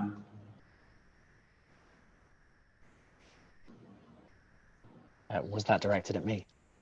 To the group. Group? Can you just repeat that? I'm not sure I followed it. So, you know, I'm imagining a future where we hold these sorts of engagements once a month, and you know that it is to the ground, you know, pretty solidly, and we know everything that's going on. We have a really good feel. What is the point of it? What comes out of that process? What should Parkour Earth do with that knowledge? There's anything you can do personally. I think that's way too much ears to the ground. Like, parkour doesn't change that much. Stuff happening this year hasn't really changed the community compared that much to last year. We still had videos coming out on Instagrams and jams, but whether, you know, Team XYZ comes out with one big video, it doesn't matter at the top level. I think really what Parkour Earth needs to do is, yes, interface with the quote unquote core community, which does feel underrepresented. I think there's no doubt in that. But ultimately, I think Parkour Earth needs to be louder in themselves. And instead of doing as much listening, you know, you can listen a bit, but I think you need to do a lot more talking. Like, I reckon that almost no one understands what Parkour Earth's actual goal is.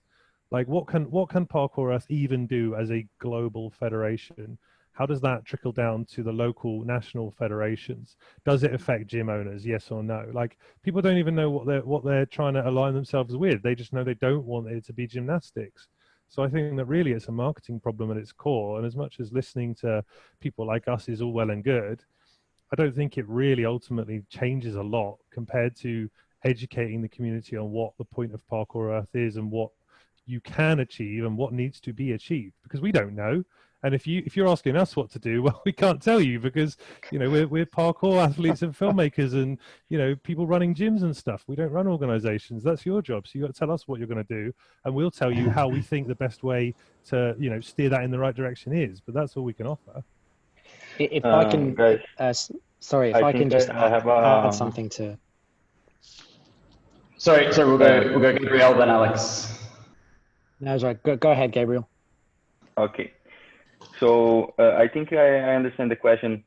So in Brazil, we have a basic problem because we don't have a really good communication. So to work on my association, we are working on the social media. So I think basically Parkour Earth needs to be more present on the social on the social media and try to do really good structure on this. So try to communicate better and try to get out of the documents and put these documents in a better way for the community to understand. Like, people don't read documents really. We have the constitution of Parkour Earth, and I think only few people try to read everything and understand this. I think this constitution needs to be more visual, and needs to be more close to the community, like in videos or in photos or something like this, and try to be more present on the social media, basically like this. Yeah, cool. Thank you. And Alex, you were going to jump in as well? Yeah, just to sort of maybe add a tiny bit of additional clarity to what Scott was saying, and also Gabriel, in a different sense. But yeah, I feel like Scott's right. What can you do? I think that you could probably boil it down to two things that Parkour Earth is capable of providing to the community, or what's the point of an organization like that? One of the things you could do is you could give us a load of money, and let us do what we want with it. But I don't think that's a reality, because where's that money going to come from? And so if you can't give us a load of money, then the only other thing you can do to help us is to tell us what we think. I as an independent person, I claim to know what I think, and as an organization, I might claim to know what we believe about a certain thing. And if you're listening to us, if you're taking the time to do that, then as a global community, part of the problem is that communication sucks, and we're all really bad at it. So we try to kind of figure out what we're all thinking. I, as a representative of the global community, what does my community think? And any one person is probably going to get that slightly wrong. So the best thing that you can do is clarify that. I agree with Scott. A monthly meeting, as your ear to the ground, it's too goddamn frequent. You're going to get bogged down in the details. And as he said, parkour doesn't change that fucking much. So, working out what issues are relevant to the global community, or what is not already being said by someone else in a perfectly effective way. What are people not talking about? What are the larger issues? And let's get everyone's opinions on those. Let's see what people agree on, see what people don't agree on, and then let's tell the community what we've learned. It sounds like a really sort of hands-off,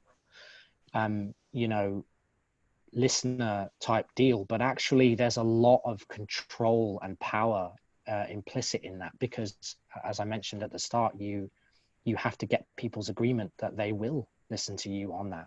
And you have to broadcast to the world that everybody's listening to you in that way. And so there's a lot of sort of dictatorship going on in there as well, but also a lot of democracy. I hope that makes sense. Yeah, no, that's great. Yeah. Thanks. Yeah. So I'm hearing that like there needs to be a very careful balance between listening to people and listening to the community, but also being able to be direct and say, look, we need to go this direction and this is where we're going, and allowing the space for people to then absorb that. So I think having our ears to the ground is one thing, and perhaps creating a feedback system from the community would be great. But also, how do I put this?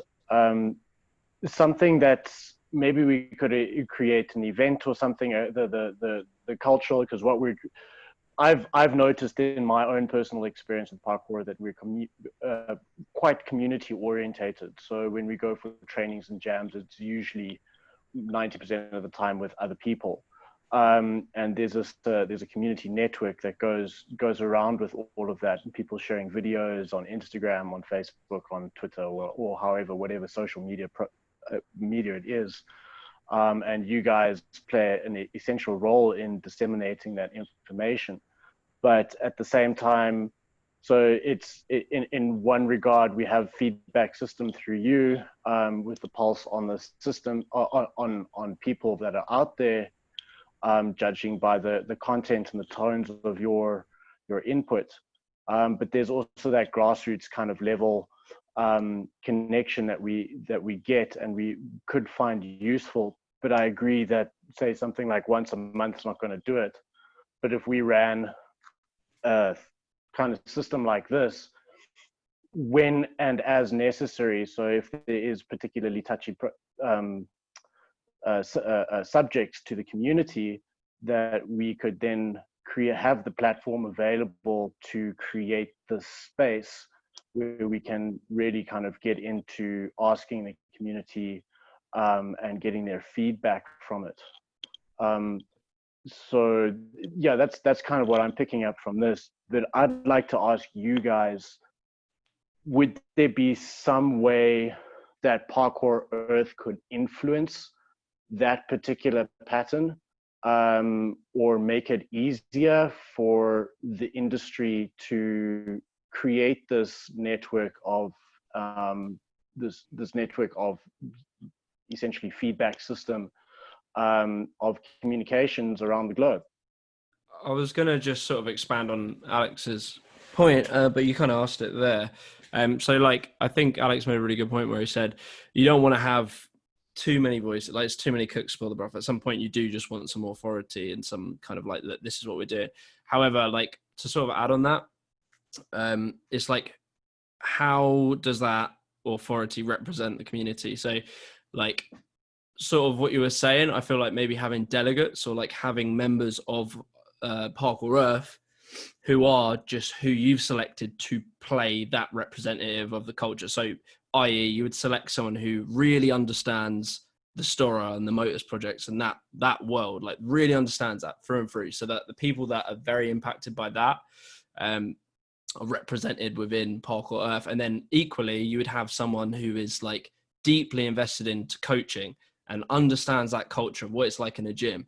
And you'd have people that there, rather than just having total open panels, it would be more like you would create an IPF sort of staff. I don't know, not necessarily like that, but like just a selection of people who are IPF that represent each corner. Because for me, I would like a governing body that knew everything I knew about parkour. So they know, they know about Team Fat and they know about, Motors Project's new video and they know about all this. Like these are the sort of things that to me, just like purely my experience, is important to me. Someone who is governing me, who understands my view of the world. And equally, I'm sure someone who is heavily involved in the gyms and all that sort of side would want the same thing.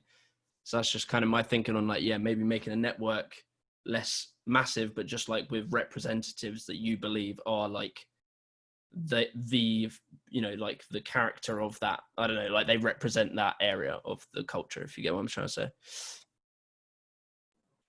Yeah, for sure. That's brilliant. Well, we've got about 2 minutes left in terms of the time that we'd said we'd steal you guys away from whatever you're doing. I want to just give a bit of an open opportunity just to ask any other questions or put anything else that we haven't discussed on the table, whether it's a question to anyone in Parkour Earth, whether it's a completely off one of these subjects input you wanted to have, just sort of a open piece. I've got a question, if that's all right. What have you been doing for 2 years? Like, nothing's happened that we know about in 2 years. Where are we at? What's the temperature on Parkour Earth? Is Fig winning? Is Fig losing? Like, I don't know what's going on, and I think I'm one of the people that's fairly involved in all this stuff, has a decent understanding of it. So what's happening?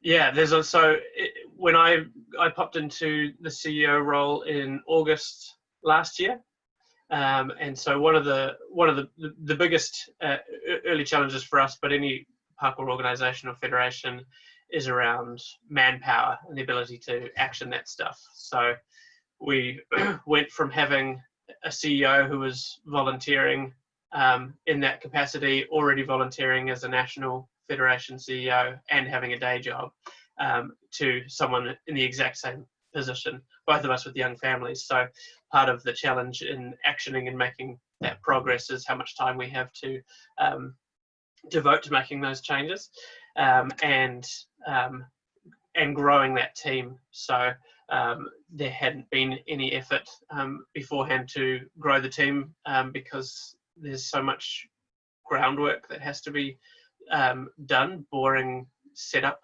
stuff, policies and other things. So we've been in that space, as well as doing our best to understand what avenues exist in regards to communicating or fighting against FIG.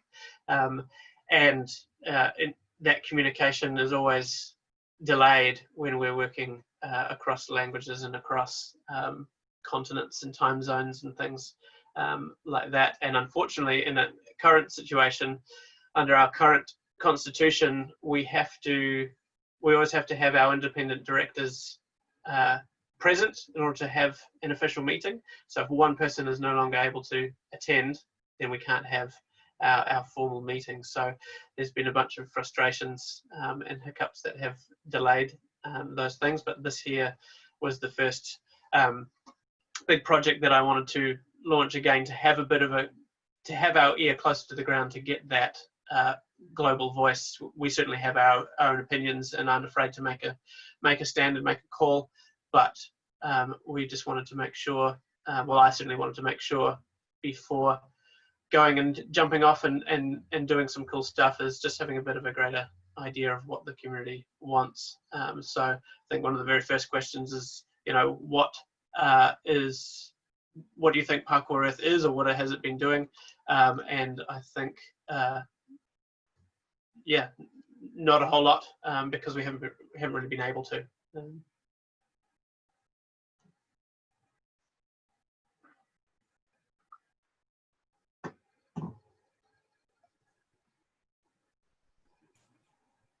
Yeah, I think setting up your internal structure is quite a process. So like, I think it is important, rather than rush, if it's 2 years, rather than rushing straight into big actions, taking time to really create that infrastructure is probably worth investing the time. But yeah. The problem is, in that time, FIG's hosted 10 competitions. Well, it's difficult to compare apples and oranges where you have a federation that's older than the International Olympic Committee. No, that is true. I know. With the funding and the manpower, but yeah, I mean, one of the challenges, even that we would never have considered, was the formation of even a bank account, and how most brick and mortar banks. The loops you have to jump through in order to do that when you're an international federation, to prove you're not laundering money, is ludicrous. Some of the requests we would have seemed to us to be essentially illegal, where banks were asking us to provide the membership data of our members. So in New Zealand, we have individual people are members of Parkour NZ. So we're having a UK bank ask us for the personal contact details of a single individual practitioner in New Zealand, there's no way that Parkour NZ is going to provide that data, nor is Parkour Earth going to share that information. But yet that was what was being requested of us to even form a bank account. So all sorts of ludicrous things that we had no idea about before starting the process. So if people are frustrated with the lack of action, we feel you.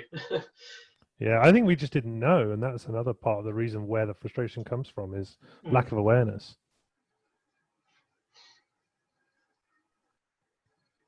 Any other questions or comments before we wrap up? I would like to know a little bit about the connection between Parkour Earth and the Yamaki community, because seems like Chow is a little bit close, is a little bit far from the parkour community. Like nowadays, he starts to work much more on the academy and in the Yamaha Federation. So I would like to know a little bit about the connection between both of them. So I haven't had a reconnection yet with them. We did have earlier discussions and were on a call with Jan and Chow and Williams and talking about what is the connection between Parkour Earth and the Yamakasi, and for them, they have a big issue with the name. So how can a federation that claims to be an international federation that presides over parkour, free running, and art du déplacement, how can that be if one of the subsidiary activities within that is the main title? How can you be over ADD if you call yourselves parkour? The same could be said for how can you be over free running but you only call yourselves Parkour Earth? So they had a big issue with Parkour Earth's name and wanted it to be excuse me, considered some kind of name change that was more neutral. I don't know if Andrew's still on the call, but I don't think he likes the Parkour Earth name, but maybe that's for different reasons. But that was a big issue. So with this process, my hope is to re-engage with them to understand what may have changed. And I think, I don't know if someone brought it up in some other conversations on social media somewhere, but does ADD want to have a connection with Parkour Earth at all? And certainly the initial formation of Parkour Earth, some of the languaging and things were built around things that Parkour UK had done around getting Parkour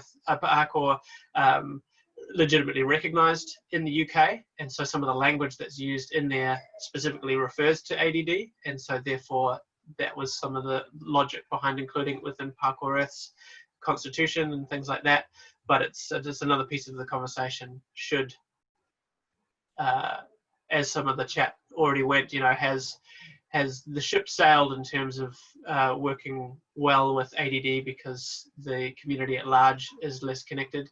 But also we have people who are involved in the formation of the discipline who are still alive, which is rare for pretty much most sporting activities. So yeah, at this stage, no formal relationship, but the opportunity to reconnect is there.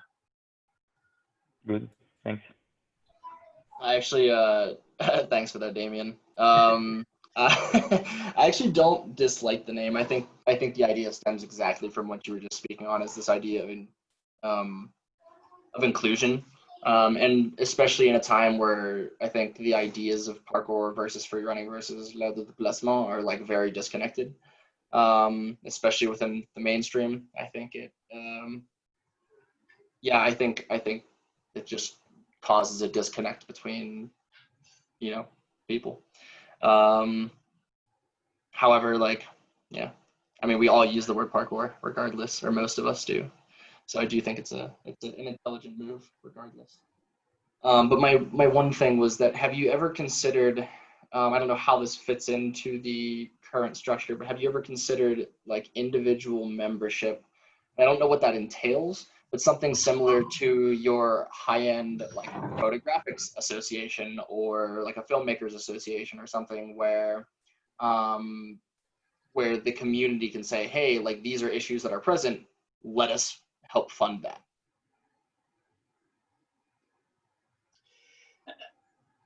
In terms of like crowdfunding for Parkour Earth sure. goals? Certainly. I mean, I guess it could be goal specific, it could be organization specific, but if you take the structure that's based off of like how a photographic association, like a professional association, will have like an organizational membership that says like this organization will represent you in this specific manner for whatever yearly fee, and that benefit list could be in any way. Maybe it's something as simple as things that you're already doing or ways that you help communities specifically. But I do think that I do think it would give the community a way to feel like they are involved. in in the process a little more as well. It's unfortunately living in like a global, mainly capitalist society. You know, money talks to some degree, and people do enjoy supporting things. So I know that I would be glad to put, you know, my individual or organizational dollars towards Parkour Earth. Yeah, we have had that discussion more from a purely membership and interaction point of view, and less around the, I guess, the vision or the goals or the activities. That's something, I mean, we have we postponed our AGM because of COVID, so Parkour Earth will have its AGM before the end of the year, so likely it'll be in December, and so we'll have all of this and collated and prepared and then synthesized into something that we can share back with the community. And then at this stage, it's the national federations that have a vote around any changes to the constitution that might be necessary or some of those kinds of things. But part of that is looking at actually what tiers of membership are necessary and valuable, and when we have, you know, places where there aren't federations, that may never have federations, or, you know, don't want them, or, you know, have a different way of interacting. You know, I don't think in Denmark they have a great interest in having a national federation, but they feel well represented and connected with each other. So how do they enable a way to connect in on these discussions and have input? And I think that's a really interesting idea. Would you guys be open to? And I know I'm just throwing this out there because it's an idea that's come to my head. Because in our membership structure, we basically only cater for federations, but I see the industry of parkour a hell of a lot bigger than just national federations. So if there was kind of like almost like a media membership in which media gets involved with it, and how whatever the structure is around it, it could be negotiated or come to fruition. But if the media actually had almost a voting right within Parkour Earth, how would that affect you guys? And would you guys be open to something like that? Is that something that would be possible?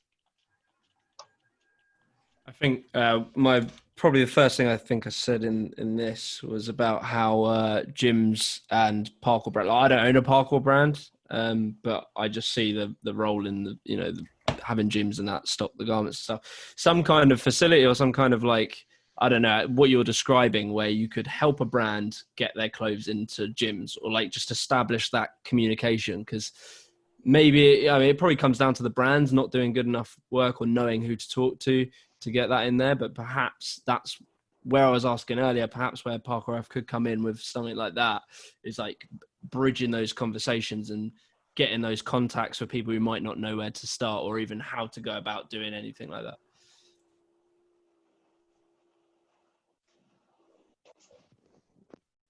To jump in on the gym thing, though, I do think that's like gyms barely sell their own merch, let alone having to buy merch wholesale from a parkour brand, then to sell it in their physical space, versus just the kids going online to Motus and buying it from Motus. You know, it's something that I think gyms should do. The selling merch in gyms, I think it's really all parkour gyms should sell gym merch. But just from a couple of interactions I've had with people that actually bought merch from Motus and Stora to try and sell it in the gyms, they said it just wasn't worth the time investment. I wonder how skateboarding pull it off, because they have those independent little shops attached to most skate parks. I can sort of answer that from a South African standpoint. It is a tangent, so if you don't, you know, it doesn't necessarily. But yeah, I would be interested in knowing it. But if there's something more pressing to talk about.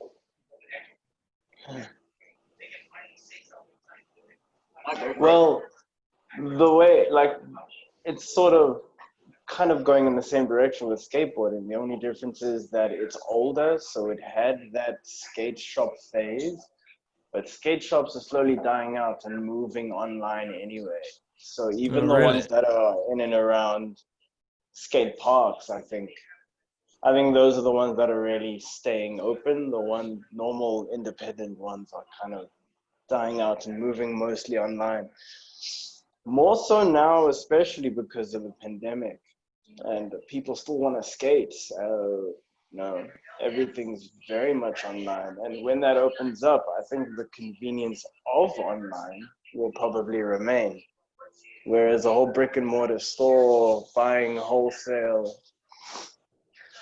isn't exactly the best model for a community as small as parkour or skateboarding, you know?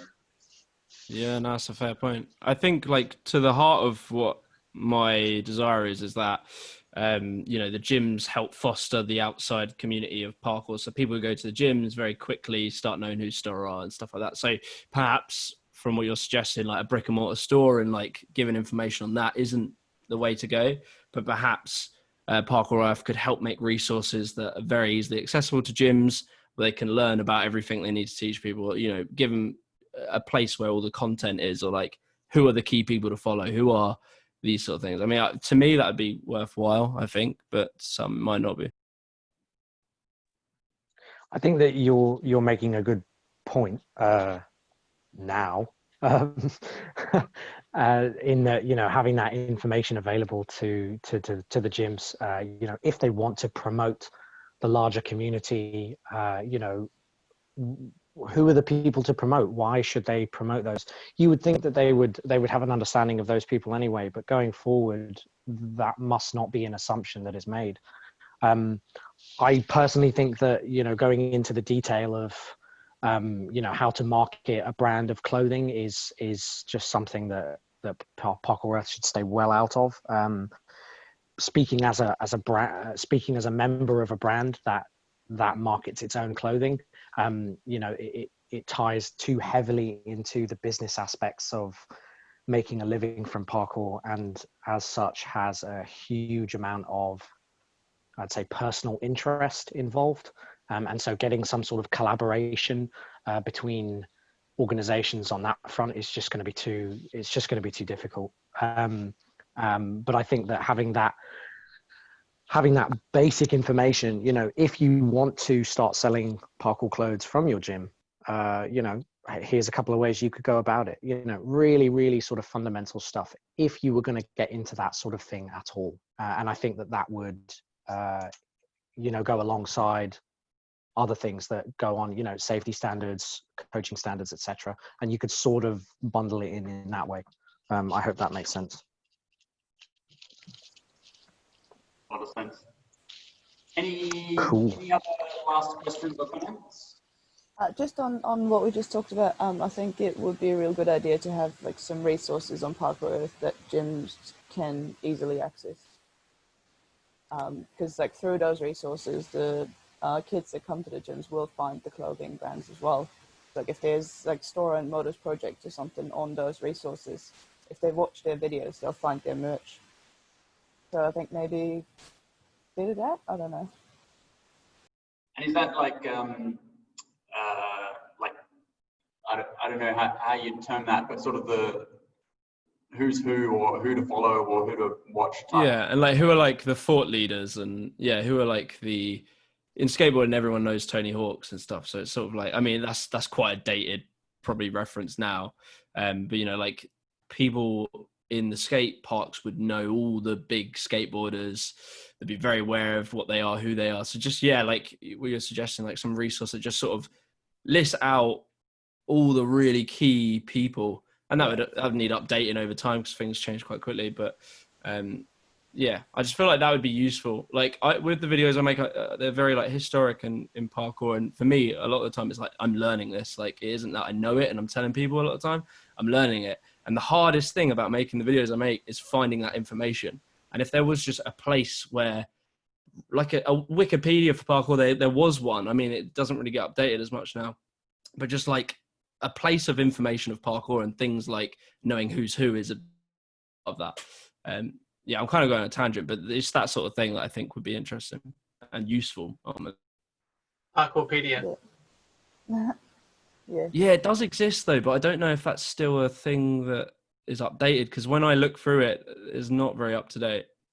It's not at all. It was left some years ago. It's a shame because there are some gems. Like for my videos, I've used that quite a bit, and there are some gems on it. I think it's actually, for a while it was down for a long time. Yeah, it's wonderful. That's a very lovely pot plant.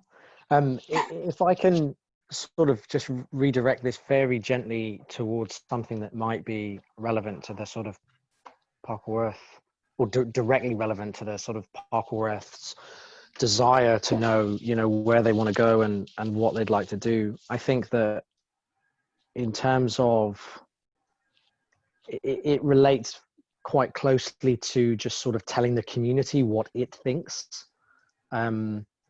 Because, as individuals, we like to think we know, and then the organizations have made statements about what they believe, but then the global community, it's like, oh, there's that guy over there and he thinks very differently to me, and there's this person over here and they have a different opinion to the both of us, and I never knew these people existed, and oh my god, they're so interesting. And I think it's as one of the sort of central goals of Parkour Earth should be to identify the differences that exist in the parkour community as a whole, and then communicate those differences to its various arms and legs, tentacles, whatever you want to go with, and then find a way to celebrate those differences. One of the problems with all of these previous organizations is, the Parkourpedia and all of that, Urban Free Flow and all of that bollocks, is that they want to unify parkour under a single banner in a way, in a very sort of blunt way. And they want to have one sentence that defines parkour, and they want everyone to agree on what parkour is. But parkour is more complicated than that. Surely we know that by now. And the point should not be to unify it under a single banner, but to highlight all of the different ways in which parkour exists in the world, and all of the different ways in which we see it, the different schools of thought. Who are the proponents of those schools of thought? Why are each of these schools of thought worth listening to and worth following? The differences should be celebrated, and the solution's always in more communication, not less. That might be a bit rambly, but I hope my point comes across. No, I think it made good sense there, man. That's a beautiful point. Beautiful point to end on, I think.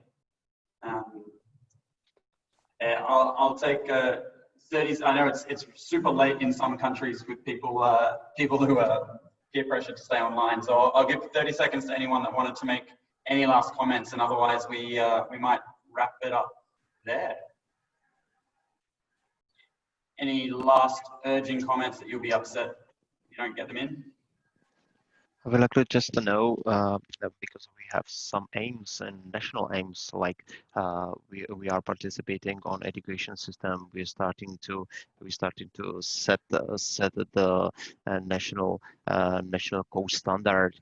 We are negotiating with the National Sport Agency and with politics. So we are a member of Sports Federation and using financial supports from Czech government, also using insurance from Olympic Committee. What does this aim cooperate?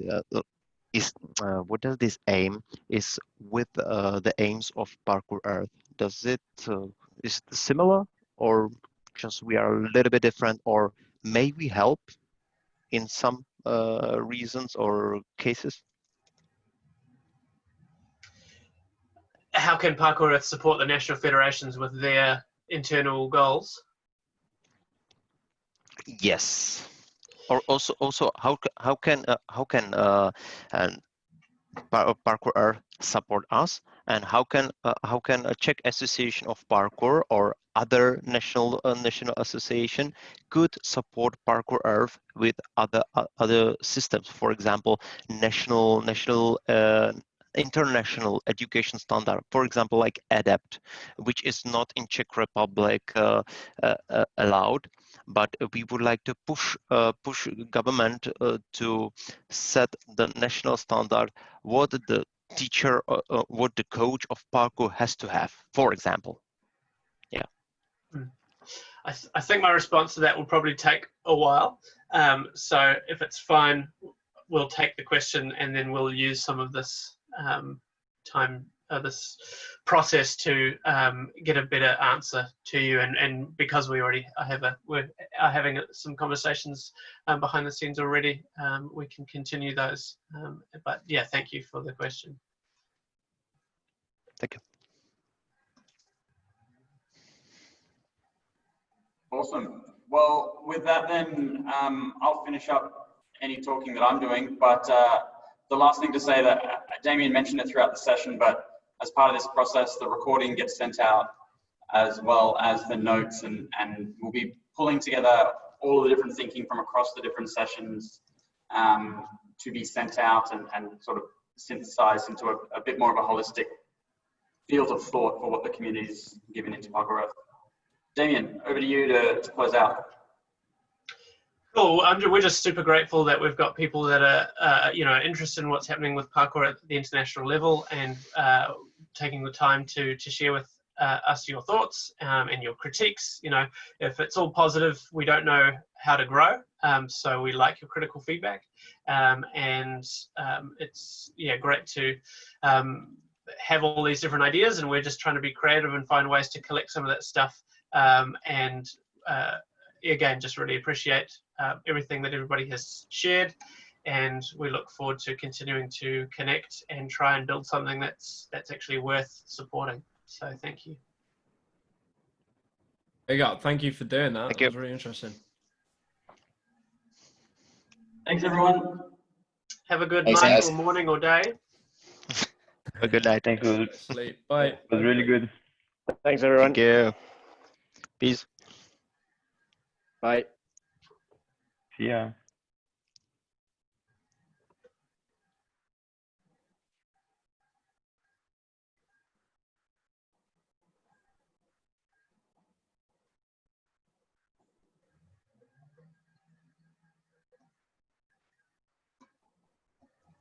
Cool. And you've got the stop Yeah. button on the recording.